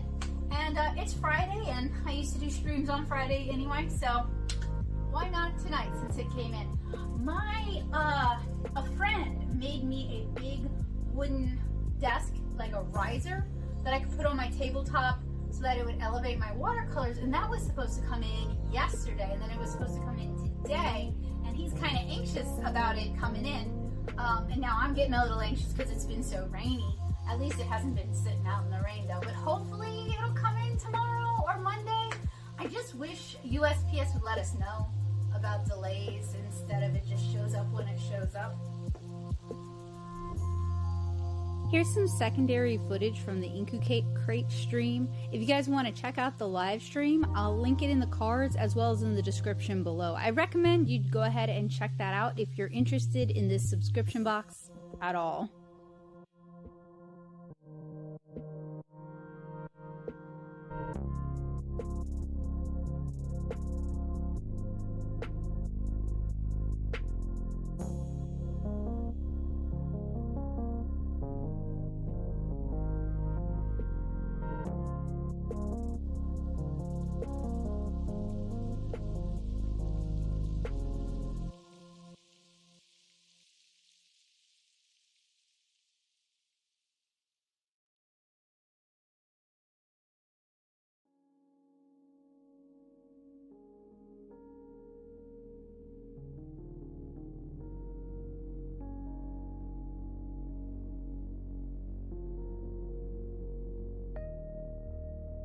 Okay, so I just wrapped up the Crate stream. If you're interested in Crate, I'd recommend you watch it. I've been pretty straightforward with it, mostly just unwrapping stuff, looking up the prices and demonstrating it. So it took about an hour, but it's a pretty beat by beat hour. So if you're curious about it specifically, I would check out the stream. I'm not really impressed by Crate, but I think it's a personal thing. I feel kind of guilty because it's like I think Crate isn't at fault, but I wasn't impressed by the curation. I wasn't impressed by the items. I wasn't impressed by the price for the items. I wasn't impressed with their customer service. I'm probably gonna resubscribe to Zenpop because I was impressed with Zenpop. I really liked Zenpop's quality and I really liked the stationery they're getting from you. Whereas Crate sent me a chocolate-themed glue stick and a Benzia pencil and some star-shaped highlighters that are too blobby to actually make star shapes. It seemed like they came from Daiso. So, to each their own. I definitely think there are people who this is their aesthetic and they would really like it, but it's not necessarily a good fit for me. So, glad I tried it. I was taking advantage of a promotion where you got bonus items for signing up. The bonus items were also not that impressive. So, I tried it. I didn't like it. That's okay. I can move on. So, I think for the rest of the evening, I'm going to eat me some pizza. I'm just about finished with the Valentines, so I need to go scan them and I guess start working on them digitally. And then, hey, who knows, maybe I can actually get to penciling this other Valentine's illustration that I'm working on. So, it's an alright evening. It's an alright evening.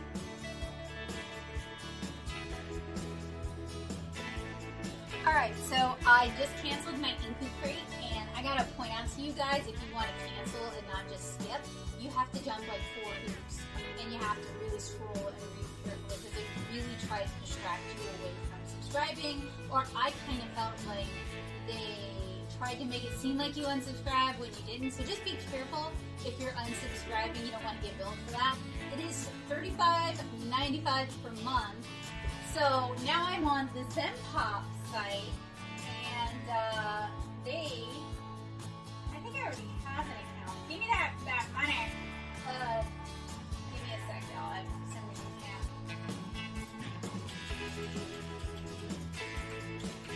Can't type and talk, especially on the day after a migraine.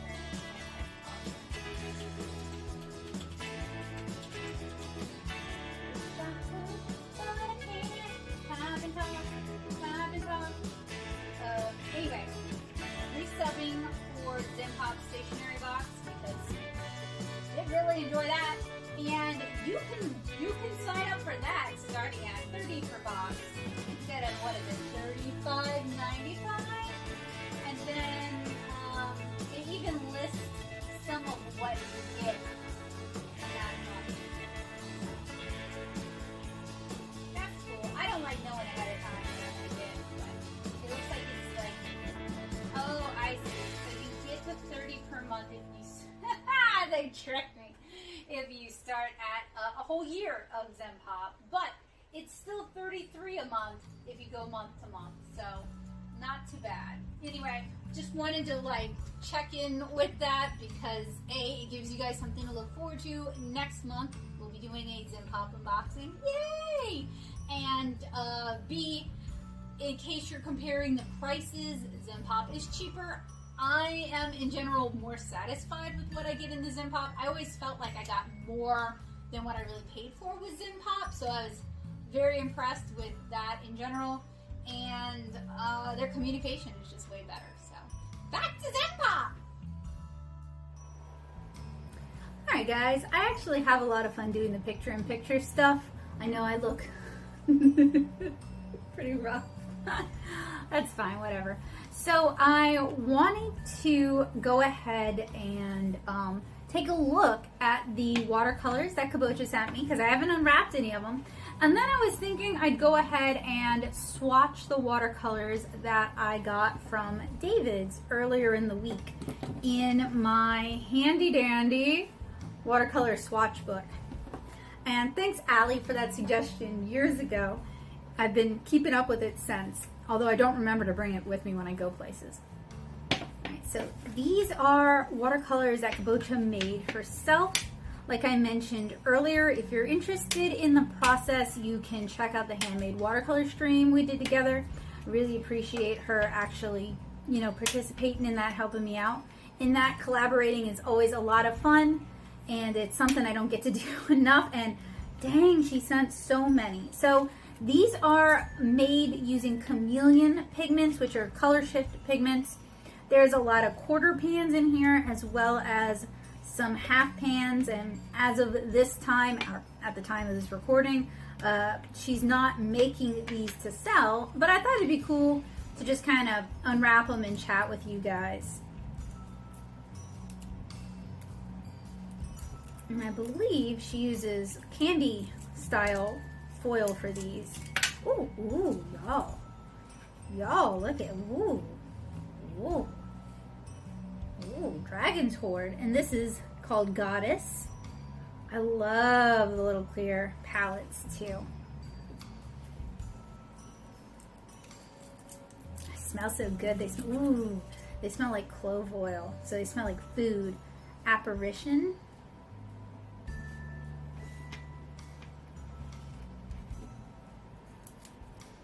I wish I had more friends who made art supplies. I'd love to be your guinea pig. This is Autumn Blaze. Oh, they all smell like Kirkland's. But it's better than smelling like chemicals. What are you? You look like...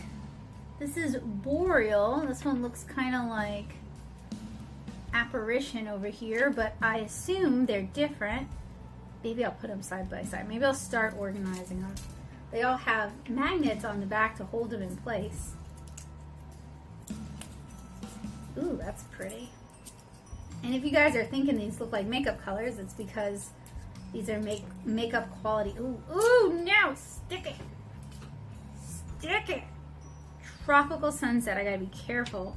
It's so wet outside that if Cabo is using like honey at all, it's gonna, ooh, ooh, ooh. aura. Ooh.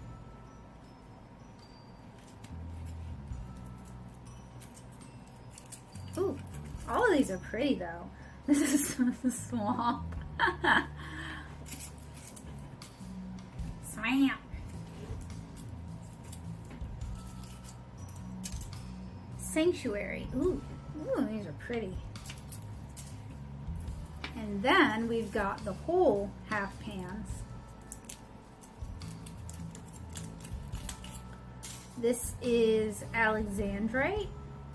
So that's going to be a purple green color shift. This is, oh dear, Dune Rose with gold bits. Okay. Ooh, ooh, I see them now. Oh, that's kind of a cool idea. If you can get them to stick.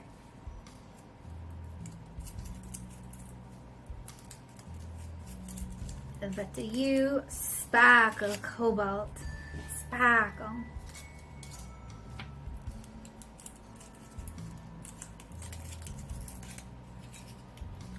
Blue raspberry.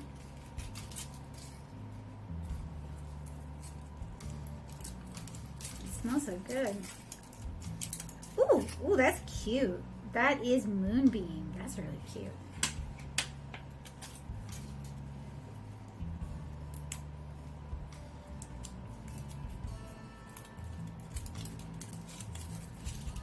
Sparkle Fuchsia.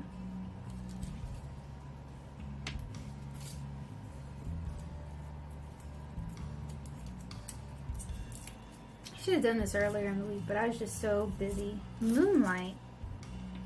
And that's Moonbeam. Kabo's good at naming stuff, though.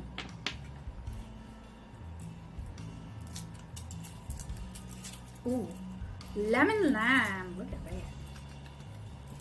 It's delicious. Now we'll see if we can get them to fit. I'm gonna have to double decker these, I think.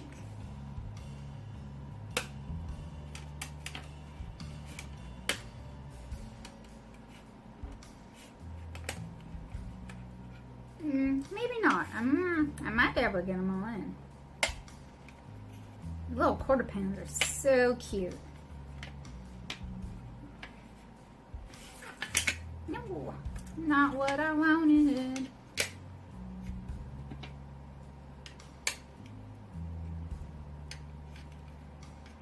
Would y'all believe I was in choir and ensemble in high school? We were the singing, dancing crap of the school. Aw, dang, so close. I could sneak it in on the second row though. Yeah. Alright, I'm gonna do the thing I tell y'all not to do. It smells so good. And pretty too. I think I need to swatch these. This week sure has had some ups and downs. I think I always have a harder time when I am expecting something good or something positive and then it doesn't quite happen. I think I have a hard time kind of mitigating my expectations for things that are meant to be celebratory. And I have a real bad habit of comparing myself, I think, with other artists and other creators and always just kind of finding myself lacking. I've always had difficulty just kind of being satisfied with where I'm at. And I think it's because I always want to see growth. You know, I think I've mentioned like I always did well with like rubrics and checklists and metrics like that. So being an adult and being an artist and being self-employed and having social media be my metrics will really drive you crazy. It's not a very good indication of your value as a person, but when COVID and the area of the country you live in kind of cut you off from other opportunities, it's very tempting to fall into that. So that's definitely something I struggle with a lot, and I don't think it's getting easier with old age, but maybe it would get easier if I had more artist friends in this area. So today, I finally sent off artist postcards. And you know, I've known I'm supposed to do it for years, although for the most part, I didn't really know what that was supposed to look like. When I was at SCAD getting my MFA, the big push was really towards giving editors, giving agents copies of your comics, copies of your minis, which I'm actually pretty comfortable doing. But because I was a sequel major and not an illustration major, I think I missed out a lot on, I mean, I think if you're a comic artist, you are an illustrator, and I think with not being taught some of those promotional skills that are taught to illustrators kind of keeps comic artists limited. And I'm just speaking from my own education and my own experience. And you know, after I graduated from SCAD, I went into doing freelance, and I went into doing a boatload of cons. And I didn't necessarily have to, at that point in time, market myself. It was a different landscape. There weren't as many people who were trying to become, or thought it was possible to become, an artist professionally. Social media was different. It was just a different landscape. And I think I never got, or I didn't get savvy quick enough. And postcards aren't a new thing. It's just a different take on leaving a mini or leaving a zine. But like, they would mention it in SCBWI, but they would never show us examples. They'd never talk about what they were looking for. They would just talk about how important it is to do it. So it became this looming thing in my mind. Like last year, I ordered some postcards to send out, and they're still really cute, and I never sent them out because it became this gigantic monolith in my head. And I kept thinking, well, I'll send them out when I'm good enough. I'll send them out when I'm feeling more confident. I'll send them out after the Kickstarter. You know, there's always some new obstacle that stopped me from doing it, even though I think it's a bit like saying, well, I'll start my sketchbook. You know what I mean? Like, I'll start drawing when XYZ happens. I think it's one of those things that you're probably going to be most successful with it if you do it a while and you do it consistently. Whereas, you know, that wasn't something I was necessarily doing. And it's not because I didn't think it was important. It's because I was doing it kind of alone, and I was kind of terrified.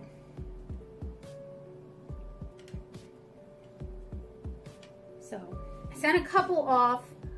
I'm hoping that breaking the ice will make it easier for me to just start consistently doing it. I don't expect anything the first time I do it, you know. And these are editors that at one point in time I had some kind of a relationship with them. At the very least, friendly enough to go say hi to them at cons. But boy, y'all, anxiety is a beast of a thing. It'll crawl inside your brain, and it'll tell you how awful you are and how you don't deserve to even exist. And then depression runs a twofer on it. So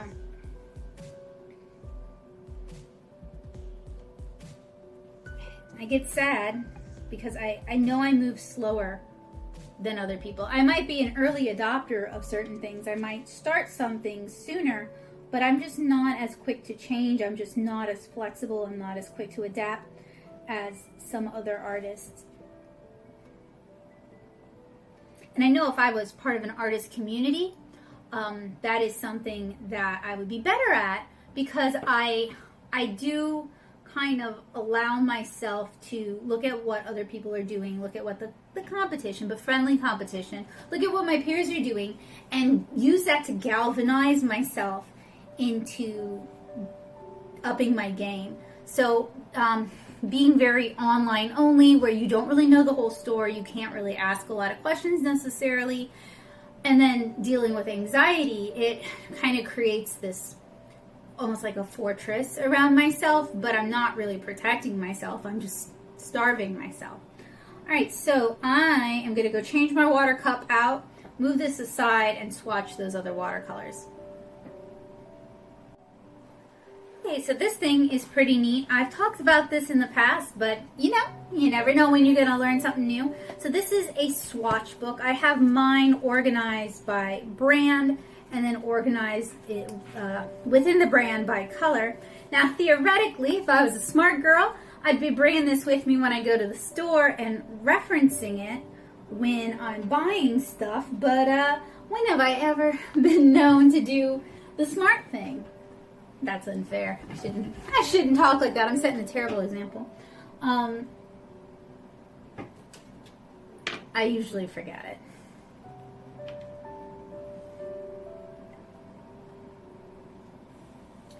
Oh, you got a lot of honey in you. Look at all the honey and goo just sitting on the top. It's true. You're very brown, honey. It's true. Can't get to the color till I get through you.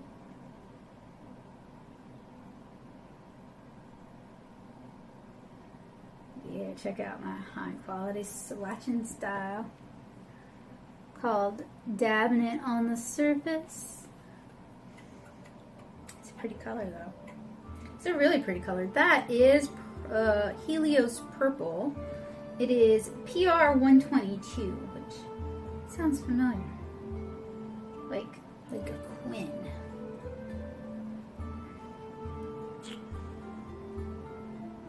Series 3, transparent, light fastness 3. It's perky. Ooh, ugh, it's sticky.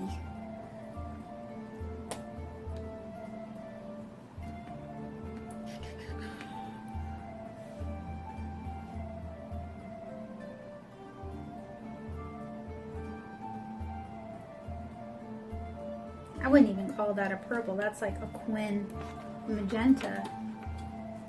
Okay, so by the time I got around to PWC, I'd run out of my swatch book. So this is like an insert for the swatch book because I run out of pages.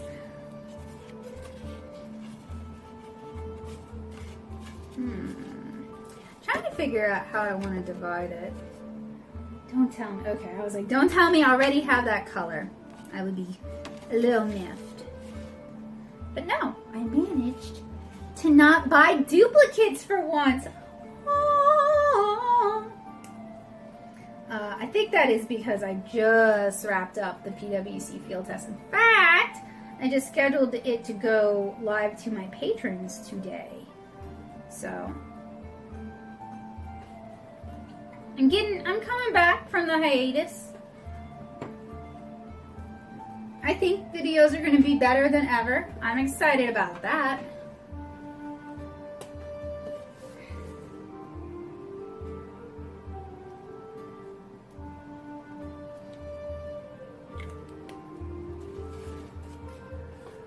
Because if you guys know me at all, you do know that I am pretty improvement focused. If I can't see, even if there is improvement, if I can't see improvement, I get really bummed out. I don't know. Just always I guess I'm of a mindset that you can start at nothing and that's fine, but you can always work towards being better.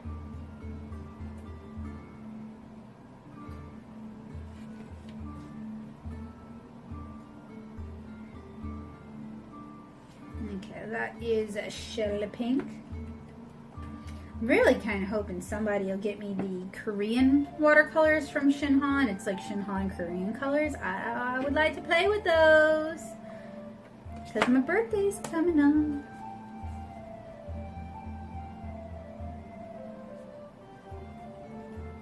If nobody gets me them, I'll get them myself. Happy birthday to me. Alright, so this has to dry, and then I can go ahead and swatch. Well, what do y'all think? What do y'all think? Is this more of a blue or more of a green? Let's keep it. Oh, it's right. It's right on that borderline. Alright, well.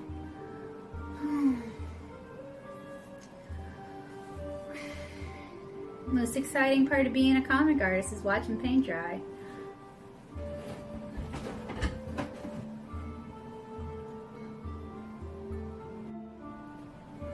just sitting and watching paint dry. Now I was also watching some YouTube, but it is almost dry. Can we sneak it? Can we sneak it? That's what I'm gonna try to do, because I don't want to have to wait for it.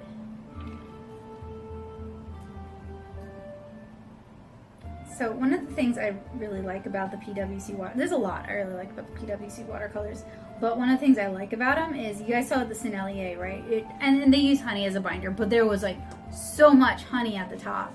And with PWCs, they're a little bit more finely granulated, so you don't get as much, I'm gonna put it down here because it really is somewhere between the blue and a green.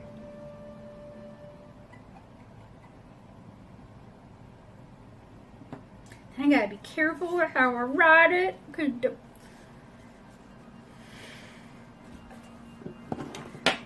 See if I can figure it out. Alright, there we go. Turquoise blue light.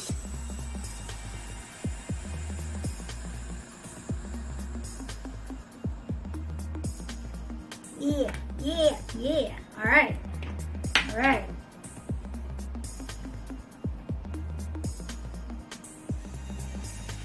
Include the pigments on there too. How did I not notice this before?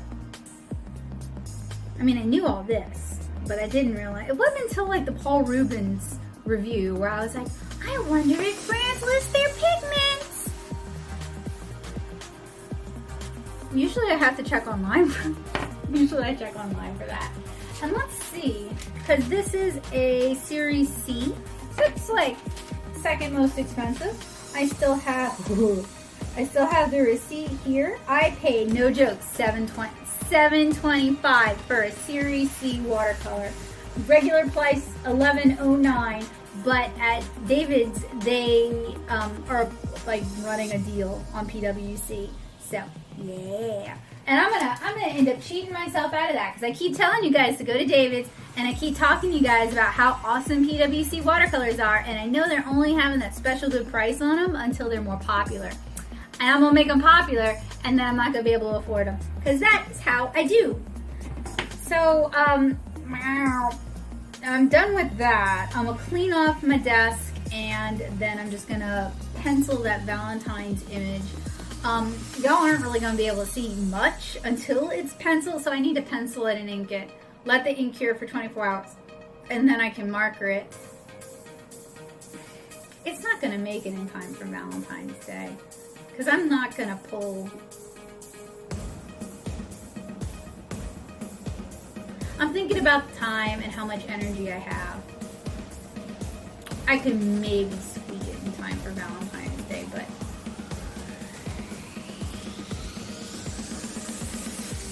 you know what?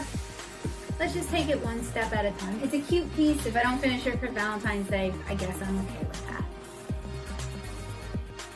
Alright, so I have finished penciling this. Pretty cute, huh? Gonna ink it tomorrow, and I don't know. The days just don't add up, but I'll get it out to you guys, especially to my art nerds. I'll make sure I have the line art for you guys if you want to print it out and color it. But I think this is going to wrap it up for today. It's been, I don't want to say it's been a productive day, but it's, stuff got done. I ended up doing more than I thought I would. Always seems to happen in the back half of the day. Slow start, but a strong finish. Tomorrow is Saturday. Depending on the weather, I might finally go do those art drops, and maybe we'll be able to go check out Gras. So I'm pretty excited about that. I really hope the weather is good, because it's been just nasty the past couple days, and when I went out to grab our pizza, it was super cold and misty, which in Louisiana, you know, when we say super cold, we mean 30, but it is so damp and so humid, it really gets to your bones. So it's all a matter of what you know how to deal with. Still easier for me to deal with than the weather was in Nashville, though. So I'll see you guys tomorrow. Hey, Joko, what are we doing today? We're going to drive around the Gras route. I don't really remember what it's called. But I don't either. We gotta look it up. But we're gonna go. Are we doing the art drops today? That's the plan. Okay, art drops and Mardi Gras. Ah, sounds like a busy day.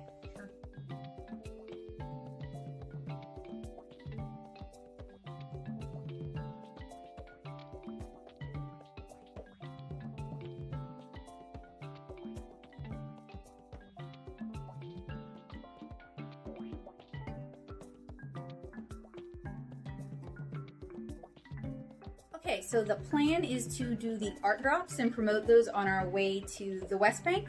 And then we're gonna pick up some family and go check out Mardi Gras and, oh, I forgot. It's got like this other official name. So something I wanna do so you guys can actually check this out is there's like a huge map online of lots of people who are participating in this. So I'm gonna drop that in the description below. I'm also going to tweet it after we get back because I'm kind of in a rush. So y'all can still check it out on Sunday or Monday or Tuesday though. And I hope if you're in the area, you really will. Hey guys, so it is a little bit belated, but I'm about to go hide some mini comics, some coloring sheets, some postcards, some bookmarks, and one lucky little library is gonna get a copy of Volume 1 and Volume 2 of 7-inch Krewe. So it is Saturday. So you guys ought to be free. I encourage you, if you're in St. Charles Parish, to come look for these art drops. I'll be sharing clues all day on Instagram and on Facebook, so keep an eye out. So this is the first time I've actually seen one of my mini comic packets still in, and it's been a couple weeks. So this would be a site if you've tried to do my art drops and they're always missing. This mystery location would be a good site. But that just means whoever comes out here gets double the bounty if I can get it in.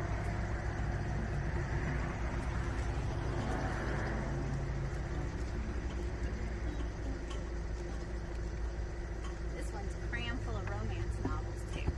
Okay, so here are your clues. It's past the spillway, right before Laplace, at a fire station, past Little Gypsy, in a smaller community. So I hope you guys will find it. Good luck.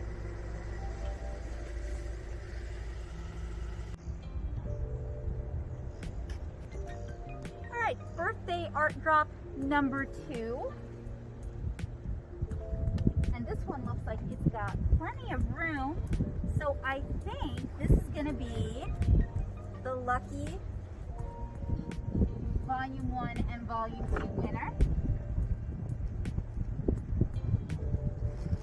And then here's the art drop. They get a tanner.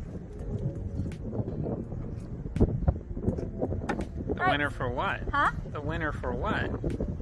Of Volume 1 and Volume 2 of the 7-inch Krewe launch anniversary giveaway. So here are your clues. It is at a church. It is on the East Bank.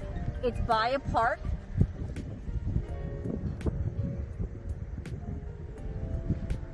And it's just off Ormond Boulevard. So good luck, and if you find it, let me know.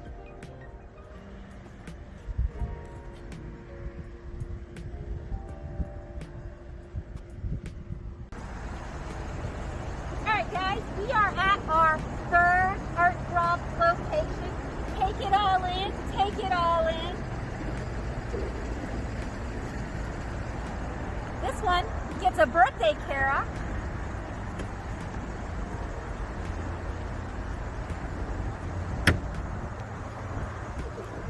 All right, so your hints. This is on the East Bank. It's right by the river. It's by a speedway. It's by the baseball fields. And it's in Destrehan. It is also by a St. Charles Parish landmark. Hey guys, it is really windy out here on the West Bank. We are at our 3rd art drop. No, 4th art drop, yeah. So there's the Mississippi River. Here is your landmark. This is also the site of a farmer's market, a place to play baseball, and a place for contemplation. And a tennis court. And a tennis court. She's holding little paper stars. And regardless of what it looks like, it's not supposed to rain today. Yeah. So come out and pick up your Kara goodies.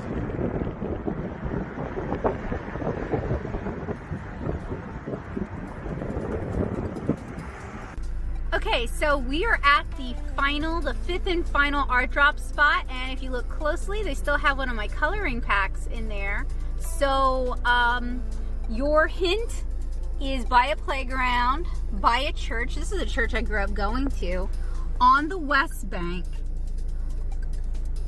on Lakewood Drive.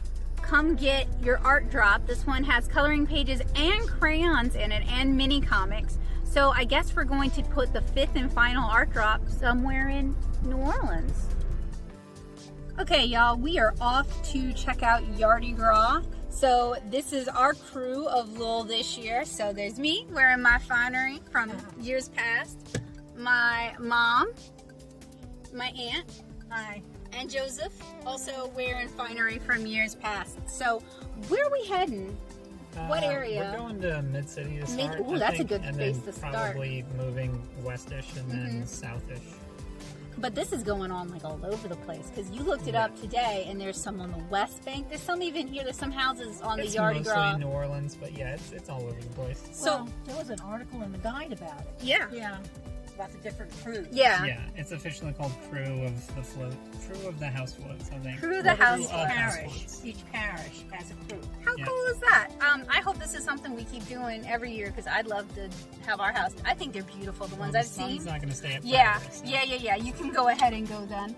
So basically what some people are doing is they're decorating their own houses. Like there's a house in Norco where he used his Halloween decorations to create a float, and also revelers. And the guy up the street that's using the skeletons. And Yeah. We think he should name them COVID and then Getting dark. decorate them for Valentine's Day. But I guess that's always been. Give them to St. Patrick's Day. Give them a little St. Patrick something. I think people might. And That house there. for Thanksgiving to have one as a Puritan and one as a Native American. And one is a turkey. But basically what people are doing if they're not decorating themselves is they're hiring people who historically work on the floats, design the floats to come out and deck their houses. So this is a great way for locals to help support a local industry that COVID otherwise would have gutted. And this is one of the ones you hear them talk about the restaurants non-stop, and musicians, etc. But you don't hear them talking about the artists who make Mardi Gras floats whose living is at stake. So I think it's really cool that locals are hiring them to come out and help decorate their houses so that we can have some kind of Mardi Gras this year. How much is it going to cost? I don't know. Crew of House Floats has a registry of all the artists that are willing to work on these house floats. That is cool. They are supporting. Yeah. The ones I saw in the As well. guide weren't that. It was just basically decorating them. Yeah. Like your door Yeah. and stuff like that. Yeah. I mean, some of us can't necessarily afford that, but some people can, and for some people it's so close to their own livelihood that they would want to do it even if it requires sacrificing something else. And if anyone isn't in Louisiana and they're curious about it, you can go to the Crew of House Floats website and select a map and click on them and actually see. Most of them seem to have pictures. I Heart Miette on Miette. It's a local business on Magazine Street that sells cute stuff. They've been very supportive of it, and they've been sharing photos and routes, stuff like that. So I'm sure it's all over social media as well. But I hope so, but and then I see Miette posting about how people are saying Mardi Gras is canceled and how people are being very pessimistic. most of the parades are No, what they meant is canceled in your heart. Like people have just decided they're going to be depressed this year, which I can understand, but it's also like you're killing the livelihood of other people when you do that too, because we live in a community. And when you just decide you're done and life is over, you're not just hurting yourself, you're hurting the others in your community too. And I think that was kind of Miette's point, is that we're not celebrating Mardi Gras the way we normally would, but it doesn't mean we're not celebrating it.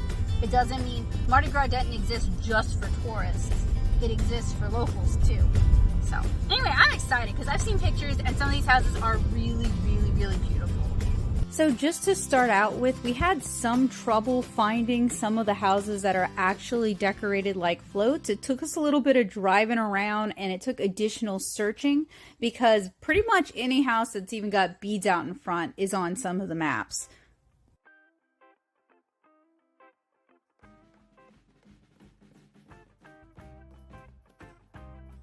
Not like this though.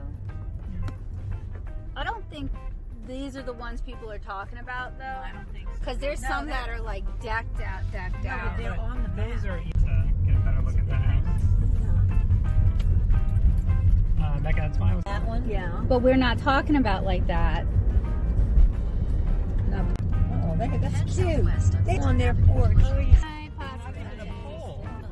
Oh, that's a little library. Yes. Yes. All right, so we're down in New Orleans. Oh, cool. They have a zine library. How cool is that? Well, my stuff kind of fits somewhere in between. Oh, that's not zines. That's books. Let's see if I can even get it in. I'm going to need 2 hands for this. All right, so this is one of the bonus art drops in front of this corrugated building right off of Pine. And we're, I guess, downtown. Even the ones that aren't decked are still pretty. I just wanted to go see the ones that, like, people had hired float designers. Because there's, I know, I'm gonna get it. There's something about it that's just really cool. Seasons of Love. Let's celebrate, measure, and love.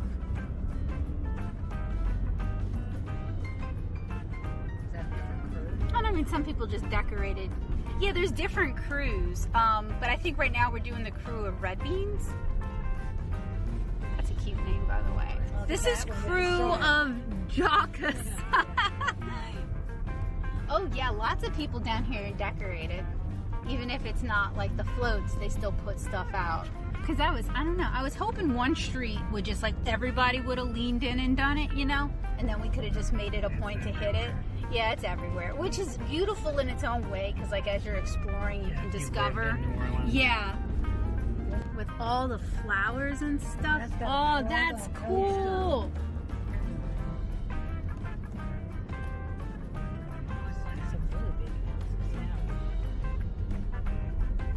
And I apologize to everybody I'm making super car sick as I'm like yanking the camera all over the place. This is gonna be a fun one to try to edit. 1,000 feet, turn right onto Robert Street. See, this is the New Orleans I wish more people who aren't from here knew about. Like, New Orleans isn't just one thing. Louisiana isn't just one thing. Oh, there we go. Okay, under the sea. Under the sea. Yeah, let them. And then I can't. You want me to grab the phone? Ooh, that's very nice. Very artistic. What can you see up above? Yeah, I leaned over and saw. Oh, there's a little library here. All right, y'all. You know what I gotta do. All right, we got another little library, and we've got a really pretty house. So let's hide some minis.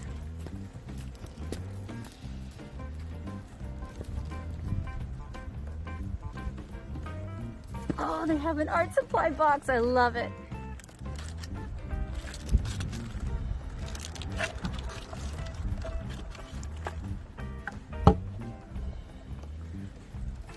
Okay, so this is house number 22, Under the Sea.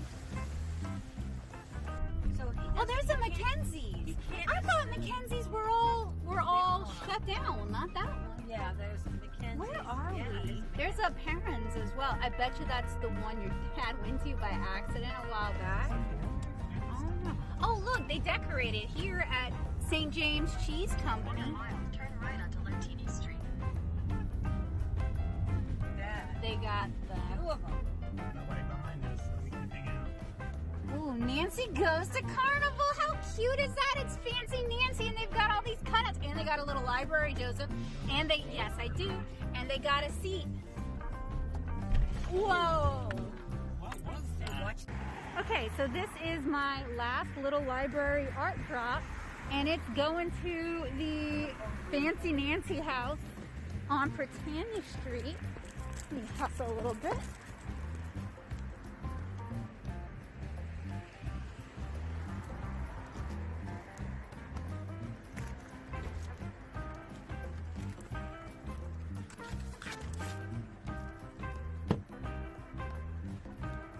So the little girl who lives at the house right there. ran out to give me a custom cup. Turn right onto Lentini Street, then your destination will be on the left. It's hard to get it, but anyway, now that we found the houses, some people really went all out. And if this becomes a thing, and I really hope it does become a thing on our left, I could see people, because around here, you know, once you've started doing something, people just keep one-upping it and one-upping it and one-upping it. Oh, look at that. how cute. Oh, it's Gaston the Gator. Look how cute he is. Look at that art. He did such a cute job. Wow. This is part of Muse's. You want me to turn around so you can get a better look at it? Oh, I think I might step out since we've already pulled over They even and made some get street lights. Yeah. some better. That is such nice art. That is super cute. Yeah, look at him. They didn't even do the whole alligator. They just had to do the Yeah. And the tail. What's he got, friend? Okay, so this is the Muses one. This is so stinking cute. I hope Mardi Gras stays a thing even when people are doing floats again, because this is, I just love, oh, I'm coming. This is just such a cute thing. I'm excited about it. Look at the beautiful job they did. I love it. So this is house number 6, Party Girl. And this is part of the crew of Red Beans. How cute. All right, St. House Bash. Y'all know we gotta get on it. We gotta have our own. To get it. I think this is one that's decorated. We're actually heading towards a different house, but I can hold the camera up. This is so cool. I really love that people are decorating their houses like this.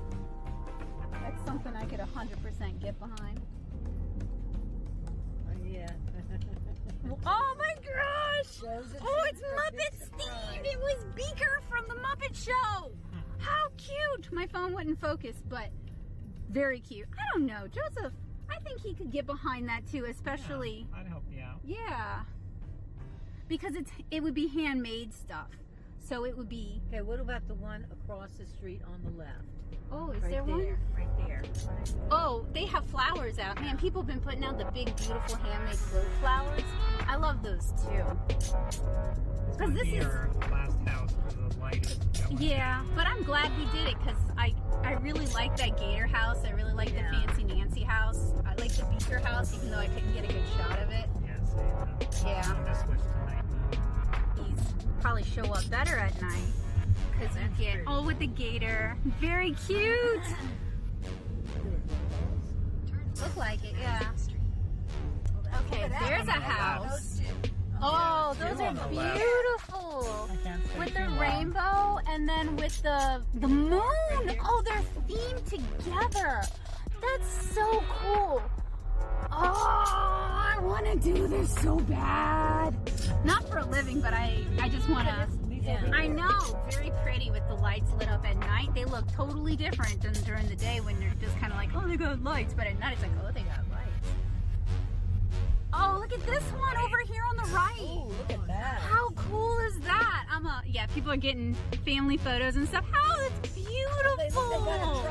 Look at that. This is the New Orleans Academy of Fine Arts. They got the tractor, trying not to get the family. The person behind us pulled over too. And now I got them with their lights, but it's beautiful. Like Van Gogh. Oh, please, let's do this every year. Like, no joke. This is all over It's the so city. cool. Like, we're just showing a very small portion of this. Rocket Man, museum artist, neon art. We gotta go there when COVID is open. Oh, it's this. Welcome home, 2021. Yeah, yeah. The houses are king. The people are king. Ah, it's beautiful. I love it. Oh, there's a great big sold sign on it, too. And I wonder if people are selling the decorations after. It's right here. No, I think Oh, look at this. 2020 in the garbage. Yeah, see? It's part of the soul, it's part of the decorations. If we owned our own, this time next year, I don't care if other people are doing Mardi Gras. I hope they are. But we're gonna do Mardi Gras because I think it's beautiful. Check out the cool architecture on this house, y'all. Alright, I'm gonna start heading back Okay. west. Sounds good. It's not No, that's a exactly- house. Yeah, I know, but they were making houses out of storage containers. Yeah. It's kind of out of our way, but I guess we can still go to it. It's called Be a superhero. Yeah, one last one. Got to end on comics. Stop in front of this house so we can take a look at it. This On our left. with the interesting architecture. See, now I'm all pumped. Oh, look, and they decorated too next to them with the flowers and stuff. And then we got thank you, Drew. Yeah. I guess they mean Drew Brees. Yeah. I wouldn't be thanking football players, but The street might that's be me. called Drew as well. Maybe. No, it's No, not. it's Camp in Upper Line. I'd be thanking our nurses, our doctors, our teachers, because they're making the real sacrifice this year. Created too. It's hard to see, but I'm gonna try with the Yeah. flowers and pearls. New Orleans roads are just rough. Oh, some of these houses are so gorgeous. The roads Some downtown of are them look rated like D and F. I don't know. I like some of them. This, I like it. This rambling was Victorian. Now it's many things. Oh, just putting the lights on yeah. makes your house look different. Like they have masks above the doors and silhouettes. So Silhouettes, that's yeah. cute. It's not a very big yard either. No, they did were what they able to do could. a lot. Yeah. A small space. See, this is the spirit. Oh, they decorated too. Yeah, look at that one. Oh, they got dancers. Go over the side. Or just go slow and I can get it. How cool is that? Oh, it's Bollywood, y'all. How Yeah, it is cool. And they're playing music. Oh, I love it. Yeah, there's supposedly dancers at a lot of these places. See, I didn't necessarily want to do the tour with dancers because I was afraid it would be exactly too much like real Mardi Gras. Oh, it says 3 minutes away. Oh, they decorated. It's a little harder to catch. No, you're fine. You're fine. You're driving. One of the churches all lit up. The tower on the church, like with Mardi Gras colors. What do you think this big gold See tower right there, is? you can barely see it. Big gold tower. That one right there.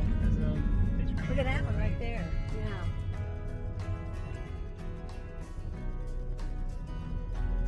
Can't tell what it is. See, if you have a second story, Yeah. then you can make it look like a That's the float. balcony. Yeah. Unlike St. Charles Parish, where I gotta kind of dig for them. Not a float, but a cool car. So there are still houses we could be checking out because it is Mardi Gras, but it is pretty dark, so it's hard to see unless they lit up the house. So we're just gonna head back. But I hope you guys enjoyed those. It was, oh, I love getting lights in my eyes. Oh, and it makes me forget what I'm saying. It was really cool seeing some of the hand-painted decorations because some of them are just so nice. So I hope this is something New Orleans and Louisiana will keep doing year after year because it's really beautiful and it's a wonderful expression of artistic ability. And I hope this also, if you, if you're not already familiar with Louisiana, I hope this. This would be a good street. Yeah. Preview? No. Experience. I'm always trying to show people a different side of Louisiana than Look at Bourbon that. Street and getting drunk. I know there's a house, it's really cool. I'm not gonna be able to capture it, but that's okay. Lots of pretty houses. Anyway, Oh, that's got a very big I'll piano. try to capture what I can. Or just keep going north. So the best thing to do is Yeah, the big flamingo. I tried. It's hard. Okay, so we just got back from Mardi Gras, Mardi Gras, crew of house floats, crew of red beans. There's many different names for the different areas. And I have some statements. A, I think it is a super cute idea. I really, really like it. You don't see it in St. Charles Parish. we need to get on it. We need to be doing it. I mean, you see a couple houses like that, but none like there were Uptown. 2, in future years, it would be helpful if people released maps or distributed maps, or I don't know, because I mean, a lot of people down here don't really use social media. We were using the iHeartMiet map from their website, but and I understand why they released it, because they're the ones selling a lot of those flowers, so you make a little money from that, which is fine. But if there were like in the Herald Guide, if there was like a link. Sorry, my camera cut off for some reason. Like in the Herald Guide, if there was a link and you could click the link and it would take you to one of the crews and you could just do all of the houses in that crew, that would be really cool. Like, that's my #1 complaint with stuff like this, is it's always disorganized. It's not like a whole street decided to do it. It's like a house and then 5 blocks over another house and then another house. And that kind of speaks to the DIY nature of how people in Louisiana tend to do things. But, you know, I'm hopeful that in future years it'll be a little more organized, because I really like it. I'm super excited about it. I want to do it. I want to do one for our house when we have a house. I think it's very, very cute. The little girl who ran out the cup and the cup koozie, it says Krewe House Floats 2021 on it, and I'm just like, oh, you know, it's community minded, and I was really hoping with COVID we would learn to find ways to reach out to others and be there for others and be kind to others. And a lot of people have. I'm not disparaging that. There was a kid who was putting masks that she was sewing in little libraries, and she got like an award for that. And there are people who are doing like the chalk art on their front yards and stuff. And there are people, a lot of artists are doing more streams because they want to try to help cultivate that community feeling. There are people stepping up, but it's just not enough people, and it becomes exhausting when you're one of the people doing it, because people take it for granted.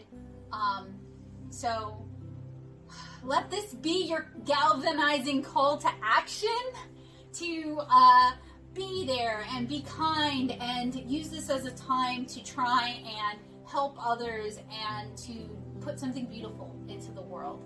So Joseph wants to go out with his parents. I'm all for it. I hope we can go out earlier in the day so I can get like better footage of some of the houses, and I'm gonna bring the mirrorless and maybe we can get some photos, because like I said, I think it is really, really cool.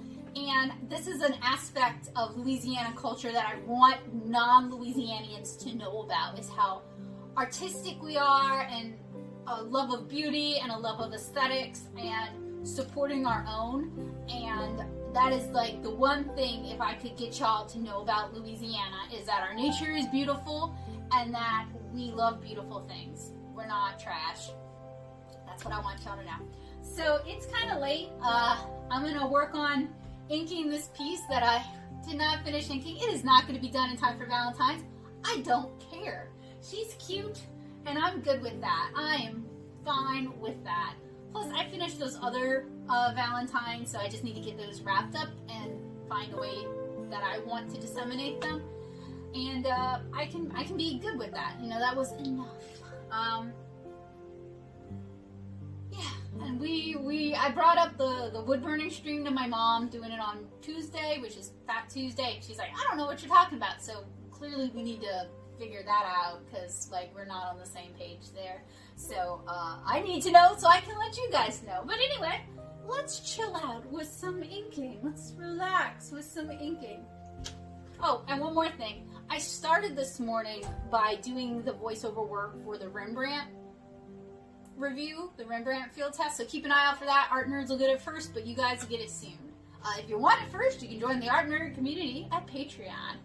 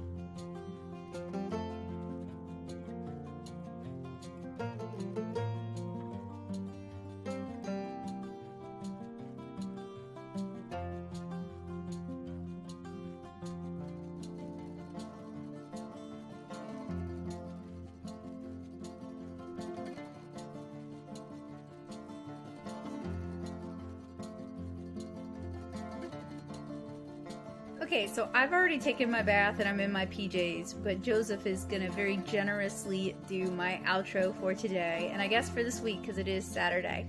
So, what was your favorite Mardi Gras or crew of house floats float? We talked about that a little bit. It was either the alligator one that had the knights and stuff as well. Yeah, that was really good.